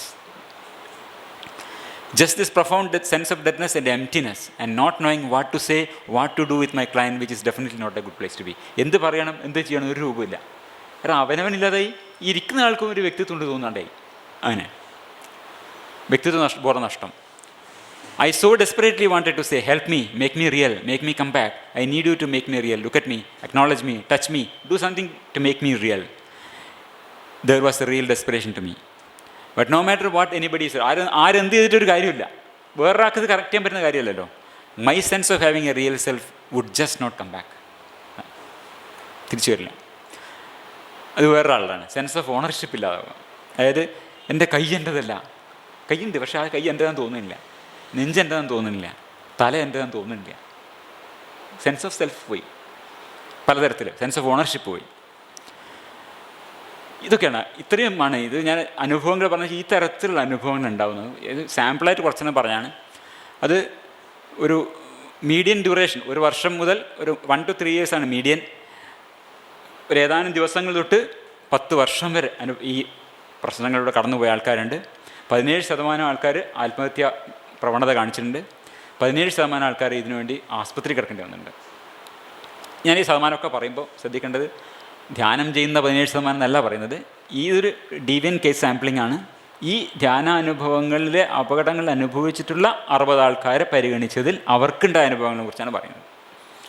ധ്യാനം ചെയ്യുന്നതിൽ 17% ആൾക്കാർക്ക് ആത്മഹത്യാ പ്രവണത ഉണ്ട് എന്നല്ല പറയുന്നത്. നമുക്ക് തെളിവില്ല. ഈ ഒരു സാമ്പിൾ ഉള്ള കാര്യമാണ് പറയുന്നത്. ഇതാണ് അതിൻ്റെ ഗ്രാഫൊക്കെ. ഈ ഒരു ഏതാനും ഒരാഴ്ചയിൽ താഴെ മുതൽ 10 വർഷം വരെയുള്ള അനുഭവങ്ങളുണ്ട് ഇതുപോലെയുള്ള. ഇതിൽ ഒരു സംഗതി എന്ന് വെച്ചാൽ മൾട്ടിപ്പിൾ ഇൻ്റർപ്രിറ്റേറ്റീവ് ഫ്രെയിം വർക്ക്സ്. അതായത് ഇവർ മൂവ് ചെയ്യുന്ന, ഇവർ മനസ്സിലാക്കുന്ന ഒരു ലോകവീക്ഷണം ഉണ്ടല്ലോ, ഒരു ഇൻ്റർപ്രിറ്റേറ്റീവ് ഫ്രെയിം വർക്ക്, അതിനെ വ്യാഖ്യാനിക്കാൻ ഉപയോഗിക്കുന്ന ഒരു ഫ്രെയിം വർക്ക്, അത് ഈ ധ്യാന പാരമ്പര്യങ്ങളുടേതാണ്. അതിന് പുറത്തുള്ളൊരു പാരമ്പര്യമാണ് സൈക്യാട്രിയുടെ. ഇത് രണ്ടും തമ്മിലുള്ള ചില ഈ മൾട്ടിപ്പിൾ ഫ്രെയിം വർക്കുകൾ ഇതുണ്ടാക്കുന്ന ചില പ്രശ്നങ്ങളുണ്ട്. അതിലേക്ക് നമുക്ക് കുറച്ച് പോകേണ്ടി വരും. ഈ ഒരു പ്രശ്നം ഒരു മെഡിറ്റേഷൻ ടീച്ചർ ഈ പ്രശ്നം കൊണ്ട് അദ്ദേഹത്തിൻ്റെ ടീച്ചറടുത്ത് പോകും. അപ്പോൾ ആ അനുഭവത്തെക്കുറിച്ച് ഇയാൾ പറയുന്നതാണ്, ആ മാപ്പുകൾ പഴയതായി എന്ന് എനിക്ക് തോന്നുന്നു. ഈ സൈക്യാട്രിക്കാരുടെ മാപ്പുകളാണ് കുറേയും കൂടി ഇത് നാവിഗേറ്റ് ചെയ്യാൻ നല്ലതെന്ന് എനിക്ക് തോന്നുന്നു ഇയാൾ പറയുന്നത് അനുഭവം. ഈ ധ്യാനാനുഭവത്തിൻ്റെ അനുഭവം എന്ന് വെച്ചാൽ ഇയാളിങ്ങനെ ഈ ധ്യാന ക്ലാസ് എടുത്തുകൊണ്ടിരിക്കുകയാണ്. ഒരുപാട് എക്സ്പീരിയൻസ്ഡ് ആൾക്കാരാണ്. പെട്ടെന്ന് അയാൾക്ക് തോന്നുകയാണ് ഈ ധ്യാന ചെയ്തുകൊണ്ടിരിക്കുന്ന ഒരാളുടെ ശ്വസന വേഗം എൻ്റെതിന് തുല്യമാണല്ലോ എന്ന് അയാളിങ്ങനെ നോട്ട് ചെയ്യുകയും പെട്ടെന്ന് തന്നെ ആ നിമിഷം തന്നെ ആ വ്യക്തിയും ഞാനും ഒരാളാണ് എന്നുള്ള തോന്നലിലേക്ക് ഇയാൾ വഴുതി കൊണ്ടുപോകുക. മസ്തിഷ്കത്തിൻ്റെ ഈ നമ്മുടെ അവനവൻ കേന്ദ്രത്തിൻ്റെ പ്രവർത്തനത്തിൽ ഉണ്ടാകുന്ന കുറേ കാലം കൊണ്ട് തകരാറാണ്. ഇത് വേണമെങ്കിൽ ഒരു ധ്യാന പാരമ്പര്യത്തിലുള്ള ഒരാളെ സംബന്ധിച്ചിട്ട്, ധ്യാന പാരമ്പര്യം മാത്രം പിന്തുടരുന്ന ഒരാളെ സംബന്ധിച്ച് നല്ലൊരു അനുഭവമായിരിക്കും അവർ. പക്ഷേ അതാണല്ലോ വേണ്ടത് ഇന്ന്. പക്ഷെ ഇയാൾ അങ്ങനെയല്ല ഉദ്ദേശിക്കുന്നത്. ഇയാൾക്കതൊരു വലിയ പ്രശ്നമായിട്ടാണ് തോന്നുന്നത്. അപ്പോൾ അതൊരു സ്വാഗതാർഹമായ ഒരു ആത്മീയ പുരോഗതിയായിട്ട് ആര് കാണും? ഒരു ധ്യാന മാർഗത്തിലുള്ള ഒരാൾക്കാർ കാണും. ഒരു ലൗകിക ജീവൻ നയിക്കുന്ന ഒരാളെ സംബന്ധിച്ചിട്ട് ഇതൊരു വലിയ പ്രശ്നമാവുകയും ചെയ്യും. അതാണ് ഈ ഇൻ്റർപ്രിറ്റേറ്റീവ് കോൺഫ്ലിക്റ്റിൻ്റെ ഒരു പ്രശ്നം. അതാണ് ഒരു കാര്യം. പിന്നെ സാധാരണ ഇതിന് പല ചോദ്യങ്ങൾ അഡ്രസ്സ് ചെയ്യാവുന്നതാണ്. ഒന്ന്, ഇതൊക്കെ ധ്യാനം കാരണം തന്നെയാണോ ഉണ്ടാകുന്നത്? ഈ 60 ആൾക്കാർ നമ്മൾ പറഞ്ഞു, ഇതൊക്കെ ഇവരുടെ ധ്യാനം കാരണം കൊണ്ട് തന്നെയാണോ? കോസൽ റോൾ ഓഫ് മെഡിറ്റേഷൻ അത്രയുണ്ട്. അതുപോലെ തന്നെ ഇവർക്കൊക്കെ നേരത്തെ പ്രശ്നമുള്ള ആൾക്കാരായിരിക്കുമോ? അങ്ങനെയുള്ളവരെ തിരിച്ചറിഞ്ഞ് ധ്യാനത്തിന് ഒഴിവാക്കിയ പ്രശ്നം അവസാനിക്കുമോ? അതുപോലെ തന്നെ കടുത്ത പരിശീലനങ്ങൾ മാത്രമാണോ പ്രശ്നം ഉണ്ടാക്കുന്നത്? ദീർഘകാലം ഒരുപാട് 10,000 മണിക്കൂറുകളൊക്കെ ചെയ്യുന്നവർക്ക് മാത്രമാണോ പ്രശ്നം ഉണ്ടാകുന്നത്? അതുപോലെ തന്നെ വേറൊരു ചോദ്യം, നല്ല അധ്യാപകരില്ലാത്തതാണോ പ്രശ്നം? കൃത്യമായ നോട്ട് ട്രൂ സ്കോട്ട്സ്മാൻ എന്ന് പറഞ്ഞ പോലെ യഥാർത്ഥ ധ്യാനഗുരുവിൻ്റെ പോയ പ്രശ്നങ്ങളായിരിക്കും. അതുപോലെ തന്നെ ഇതൊരു പുരോഗതിയാണോ? ഇതൊരു ആധ്യാത്മിക പുരോഗതിയായി കാണണോ? അതൊരു രോഗാവസ്ഥയായി കാണണം? അതുപോലെ തന്നെ ഇത് ധ്യാനമല്ലാതെ മൈൻഡ്ഫുൾ ബേസ്ഡ് ഇൻ്റർവെൻഷൻസ് ഉണ്ട്, MBCT എന്നൊക്കെ പറഞ്ഞിട്ട്, mindful based cognitive therapy, mindful based stress reduction programs, ഇങ്ങനെയൊക്കെ ഉണ്ട്. അപ്പോൾ അതിനൊക്കെ ഇത് ബാധകമാണോ? പിന്നെ വേറൊരു ചോദ്യം, ഇത് എത്രത്തോളം സാധാരണമാണ്? ഇതിൻ്റെ മസ്തിഷ്ക മെക്കാനിസം എന്താണ്? ഇങ്ങനെയുള്ള പല ചോദ്യങ്ങളും. ആ ചോദ്യങ്ങളിലെ കൂടി നമുക്ക് കിടക്കാം. ഇവർ ഹേതു നിർണയ മാനദണ്ഡം 13 മാനദണ്ഡങ്ങൾ world health organisation, FDA, national institute of health, ഇവരൊക്കെ ഏതൊരു രോഗാവസ്ഥക്കും അത് പിന്നെ കാരണമാകുമോ എന്നുള്ളതിന്, എൻഡോസൾഫാൻ ആവട്ടെ, അതല്ലെങ്കിൽ പിന്നെ ന്യൂക്ലിയർ റേഡിയേഷൻ ആവട്ടെ, അതല്ലെങ്കിൽ ഒരു മരുന്നിൻ്റെ സൈഡ് ഇഫക്റ്റ് ആവട്ടെ, അല്ലെങ്കിൽ ഒരു രോഗാണുവിൻ്റെ കാരണം കൊണ്ടാവുന്നതാവട്ടെ, മലേറിയ ആവട്ടെ, അതിനൊക്കെ ഹേതു കാരണങ്ങൾ എന്ന് പറഞ്ഞിട്ട് 10-13 പറഞ്ഞിട്ടുണ്ട്, റിലവൻ്റ് ആയത് ഓരോന്നിനും. അപ്പോൾ ഈ ഹേതു നിർണയ മാനദണ്ഡം എന്നുള്ള ഒരു അംഗീകൃതമായ മാനദണ്ഡങ്ങളുണ്ട്, 10-13 മാനദണ്ഡങ്ങളുണ്ട്. ആ മാനദണ്ഡങ്ങൾ വെച്ച് ഇവർ ഇത് പരിശോധിക്കണ്ടായി. 100% ആൾക്കാരും 100% of respondents met causality assessment criteria എന്നാണ് പറയുന്നത്. കൂടുതൽ വിശദാംശങ്ങൾക്ക് പേപ്പറിലേക്ക് പോകും. അതുകൊണ്ട് കൃത്യമായും ഇത് ഈ ധ്യാനം കാരണമാണ് എന്ന് ഇവർ ഉറപ്പ് വരുത്തിയിട്ടുണ്ട്, ഈ കോസാലിറ്റി ക്രൈറ്റീരിയ വെച്ച് എന്നർത്ഥം. പിന്നത്തെ ചോദ്യം, നേരത്തെയുള്ള പ്രശ്നമാണോ, ചില ധ്യാനത്തിൽ പിന്തിരിപ്പിച്ചാൽ മതിയോ? അതിൽ നമ്മൾ നോക്കേണ്ട ഒരു കാര്യം, ഇവരൊക്കെ എക്സ്ട്രീംലി ഹൈ ഫങ്ഷനിങ് ഇൻഡിവിജ്വൽസാണ്. ഒരു ഹൈസ്കൂൾ വിദ്യാഭ്യാസം മാത്രമുള്ളവർ 3% ആൾക്കാരേ ഉള്ളൂ. ഡിഗ്രി ഉള്ളവർ ഒരു 30%, മാസ്റ്റർ ഡിഗ്രി ഉള്ളവർ 42%, ഡോക്ടറേറ്റ് ഉള്ളവരാണ്, MDO PhD ഉള്ളവരാണ് 25%. ഇത്രയും ഹൈ ഫങ്ഷനിങ് ആയിട്ടുള്ള ആൾക്കാരാണ്. മെജോറിറ്റി ആൾക്കാർക്കും വേറെ സൈക്യാട്രിക് അല്ലെങ്കിൽ ട്രോമയുടെ ഹിസ്റ്ററി ഒന്നും ഇല്ലതാണ്. പിന്നെ കടുത്ത പരിശീലനങ്ങൾ മാത്രമാണോ ഉണ്ടാവുന്നത്? 30% ആൾക്കാർ, ഇത് നോക്കിയാൽ റിട്രീറ്റിൽ 70% ആൾക്കാർക്ക് കൂടുതൽ ഇൻറ്റൻസീവ് പ്രാക്ടീസാണ്. പക്ഷേ 30% ആൾക്കാർക്കും ദിവസത്തിൽ 1 മണിക്കൂറിൽ താഴെ മാത്രം ചെയ്യുന്ന ആൾക്കാർക്കും ഉണ്ടാവുന്നുണ്ട്. 30% ആൾക്കാർക്ക് ഉണ്ടാവുന്നുണ്ട് എന്നുള്ളതാണ്. അപ്പോൾ അത് കേവലം ഈ തീക്ഷ്ണമായ പരിശീലനങ്ങളിൽ മാത്രമല്ല, സാധാരണമായ ലളിതമായ പരിശീലനങ്ങളിലും ഇത് സംഭവിക്കാം. പിന്നെ നല്ല അധ്യാപകരില്ലാത്തതാണോ പ്രശ്നം? 60% ഈ സാമ്പിളിൽ ഞാൻ പറഞ്ഞല്ലോ ഈ ധ്യാനം പഠിപ്പിക്കുന്ന ടീച്ചേഴ്സാണ്. ഏറ്റവും മികച്ച രീതിയിലുള്ള അധ്യാപനം കിട്ടിയിട്ടുള്ള ആൾക്കാരാണ്. അപ്പോൾ ആ കിട്ടാവുന്നതിൽ ഏറ്റവും മികച്ച, ആ മോശം ടീച്ചർമാരാണെന്ന് പറയാൻ പറ്റില്ല, അവരെ തന്നെ ടീച്ചർമാരാണ്. അപ്പോൾ ഇവരൊക്കെ കൃത്യമായി നല്ല ക്വാളിറ്റി സൂപ്പർവിഷനുള്ള ആൾക്കാരാണ്, നന്നായി പഠിച്ചിട്ടുള്ള ആൾക്കാരാണ്. പിന്നൊന്ന്, ആധ്യാത്മിക പുരോഗതിയാണോ രോഗാവസ്ഥയാണോ എന്നുള്ളത്. അത് ഈ പറഞ്ഞ പോലെ ഇൻ്റർപ്രിറ്റേറ്റീവ് ഫ്രെയിം വർക്കിൻ്റെ ഒരു പ്രശ്നമാണ്.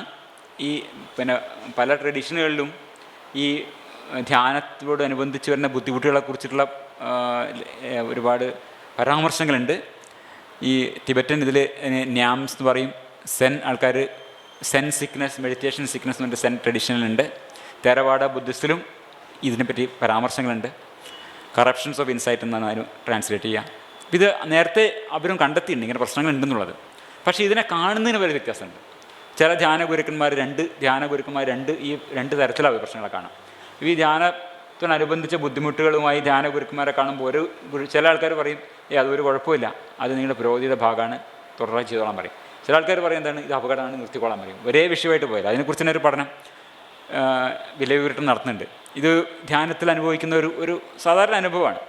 ഒരു ലൈറ്റുകൾ കാണാം, ധ്യാനാനുഭവത്തിൽ പല ലൈറ്റുകൾ കാണാമെന്നുണ്ട്.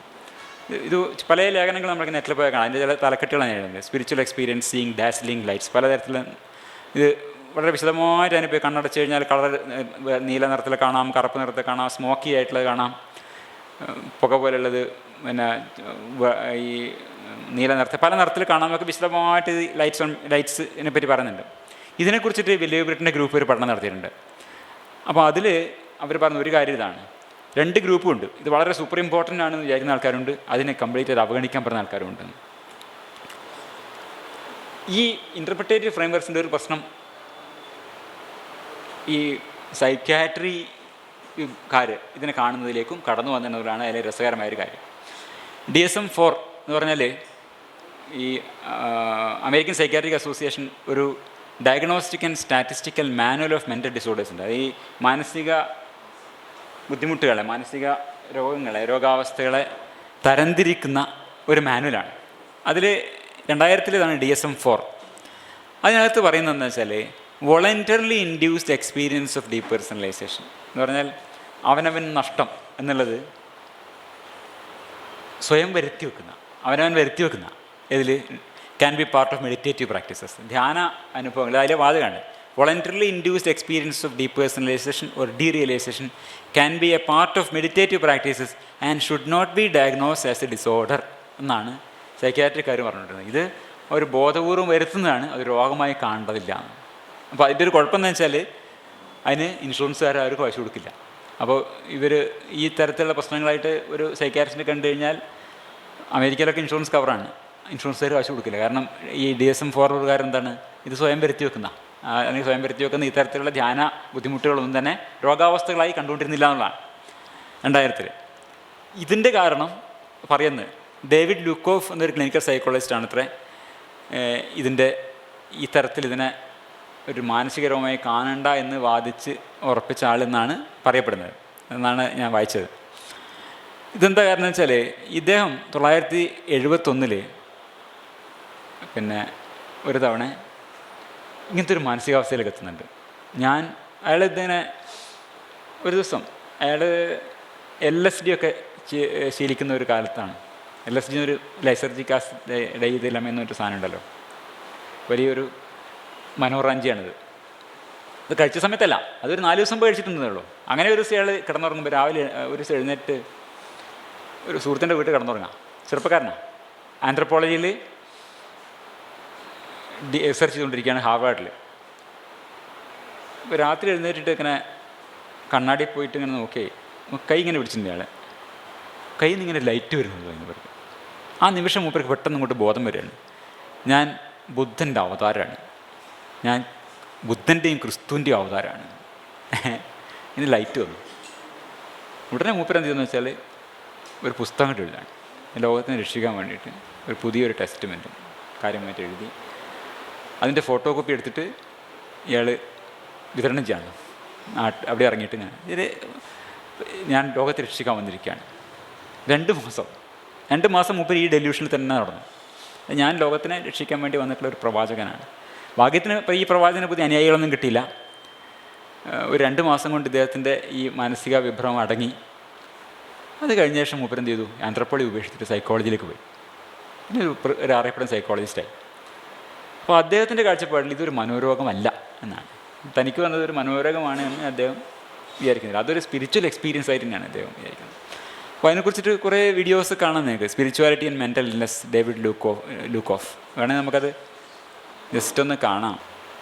The experience was what would be classified as a psychotic episode, but it was also my spiritual awakening, and it was also what led me into the field of psychology. So ഒരു psychotic എപ്പിസോഡാണെന്ന് നിങ്ങൾക്ക് പറയാം, പക്ഷേ അതൊരു spiritual അവേക്കനിങ്ങും കൂടിയാണ് ഞാൻ കാണുന്നതെന്നാണ് പറയുന്നത്. Let me say a little bit about that.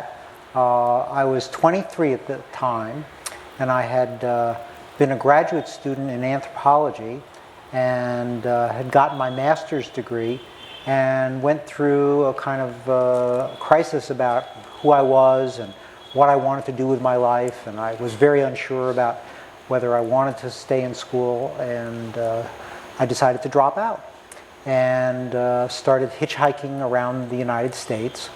And this was 1971, but culturally it was still what we talk about as the 60s, and so, you know, hitching around the country was something a lot of people were doing, and I ended up in San Francisco and just was finding places to stay and checking out the Bay Area and so on. And while I was staying at somebody's house, I woke up in the middle of the night and just walked into the bathroom and all of a sudden looked in the mirror and noticed that my right hand, I was holding it in this position, and it was giving off a white light. And I looked in the mirror, and I had a sudden flash of insight that the glowing hand meant that I was a reincarnation of Buddha. And then right after that, it came into my mind that I was a reincarnation of Jesus Christ, and that I had a mission to write a holy book that was going to unite all the peoples of the world. And I actually started right then and there, in the middle of the morning. I pulled out my journal that I was keeping notes in and started to write. I was having conversations in my mind with Buddha and Christ, but also with people like Locke and Rousseau, who wrote about how you... വിശദമായിട്ട് കാണേണ്ട ഇത്ര കാര്യമുള്ളത്. അപ്പോൾ ഇതിൽ ഈ Miguel ഫെരേസ് പറഞ്ഞൊരു കാര്യമുണ്ട്, ലോകത്ത് എത്ര ക്ലിനിഷ്യന്മാർ ഇതുപോലെ 2 മാസം ഒരു ഡെല്യൂഷനിൽ നടന്ന ഒരാളെ ഒരു മനോരോഗിയായ അല്ലാതെ കാണും. ഇതാണൊരു ഒരു ഒരു ഒരു ഒരു ഒരു ഒരു ഒരു ഈ പ്രത്യേക ഇന്നത്തെ കാര്യത്തിൽ പ്രത്യേകം ശ്രദ്ധിക്കേണ്ട ഒരു കാര്യം. ഈ തരത്തിലുള്ള ചില ധാരണകൾ ഈ മനോരോഗ രംഗത്ത് പ്രവർത്തിക്കുന്നവരും വെച്ച് പുലർത്തുന്നു എന്നുള്ളതാണ് ഇതിൻ്റെ ഒരു സംഗതി. അതായത് breaking down is waking up എന്നുള്ള തരത്തിൽ. അതായത് ഇതൊരു പുരോഗതിയാണോ രോഗമാണോ, ഈ ആധ്യാത്മികത എന്ന ആ തരത്തിലുള്ള ഒരു മനോഭാവം ഉള്ള പല ആൾക്കാർക്കും, പല ഇൻഫ്ലുവൻഷ്യലായിട്ടുള്ള പല സൈക്കോളജിസ്റ്റുകൾക്കും ഇതൊരു ഈ സ്പിരിച്വൽ എക്സ്പീരിയൻസ് എന്ന് പറയുന്നതിന് ഒരു രോഗമായി കാണാൻ ഒരു മടിയാണ്. അതൊരു മനോരോഗമായിട്ട് അവർ കാണുന്നില്ല, വിഭ്രമമായി കാണാൻ തയ്യാറല്ല. പക്ഷേ DSM-5 2013 അത് മാറി. ഹൗവർ പുതിയ ലേറ്റസ്റ്റ് 2013 വന്ന DSM-5 ആ ഭാഗത്തിന് അവർ ചെറിയൊരു വ്യതിയാനം വരുത്തിയിട്ടുണ്ട്. ഹൗവർ ദർ ആർ ഇൻഡിവിജ്വൽസ് അതിൻ്റെ കൂടെ ചേർത്താണ് who initially induce these states intentionally ബോധപൂർവം ആദ്യം ഉണ്ടാക്കുകയാണെങ്കിലും but over time lose control over them. പിന്നെ കൺട്രോൾ നഷ്ടപ്പെടുന്നു, പെട്ടെന്ന് നോക്കുമ്പോൾ തന്നെ സെൽഫ് നഷ്ടപ്പെടുക എന്നുള്ള അവസ്ഥയിലേക്ക് എത്തുന്നു. And may develop a fear and aversion for related practices. അങ്ങനെ അതൊരു രോഗാവസ്ഥയാണ് എന്ന് പറയുന്ന തരത്തിലേക്ക് അതിനെ മോഡിഫൈ ചെയ്തിട്ടുണ്ട് ഇപ്പോൾ. പിന്നെ ഒരു ചോദ്യം വരാവുന്നത് മൈൻഡ്ഫുൾനെസ് ബേസ്ഡ് ഇൻ്റർവെൻഷൻസിന് ഇത് ബാധകമാണോ എന്നുള്ളതാണ്. അത് നേരത്തെ നമ്മൾ പറഞ്ഞ പോലെ നമ്മൾ മൈൻഡ്ഫുൾനെസ് ബേസ്ഡ് ഇൻ്റർവെൻഷൻസ് MBCT അതുപോലെയുള്ള മാനസികാരോഗ്യ രംഗത്ത് പ്രയോഗിക്കുന്ന മൈൻഡ്ഫുൾനെസ് പ്രാക്ടീസസിൻ്റെ അത്രയും മെഡിറ്റേഷൻ ചെയ്യുന്നവർക്കും ഇതേ പ്രശ്നങ്ങൾ, സമാനമായ പ്രശ്നങ്ങൾ ഉണ്ടാവുന്നുണ്ട് എന്നാണ് ഈ പഠനങ്ങൾ കാണിക്കുന്നത്. അതുകൊണ്ട് അതും എൻറ്റയർലി സേഫാണ് എന്ന് പറയാൻ പറ്റില്ല. അതിന് പ്രാക്ടീസ് എമൗണ്ട് 12% ആൾക്കാർക്കും ആദ്യത്തെ 10 ദിവസത്തിനിടയിൽ തന്നെ പ്രശ്നങ്ങൾ ഉണ്ടായിട്ടുണ്ട് എന്നുള്ളതാണ്. 12% ആൾക്കാർക്ക്. പിന്നീട് പ്രിവിലൻസ് ലോകത്ത് എത്ര പേർക്കുണ്ട് എന്ന് നമുക്ക് അറിയാൻ വയ്യ. ഇവർ പറയുന്നത് അത് ഇവരുടെ വാചകമാണ്.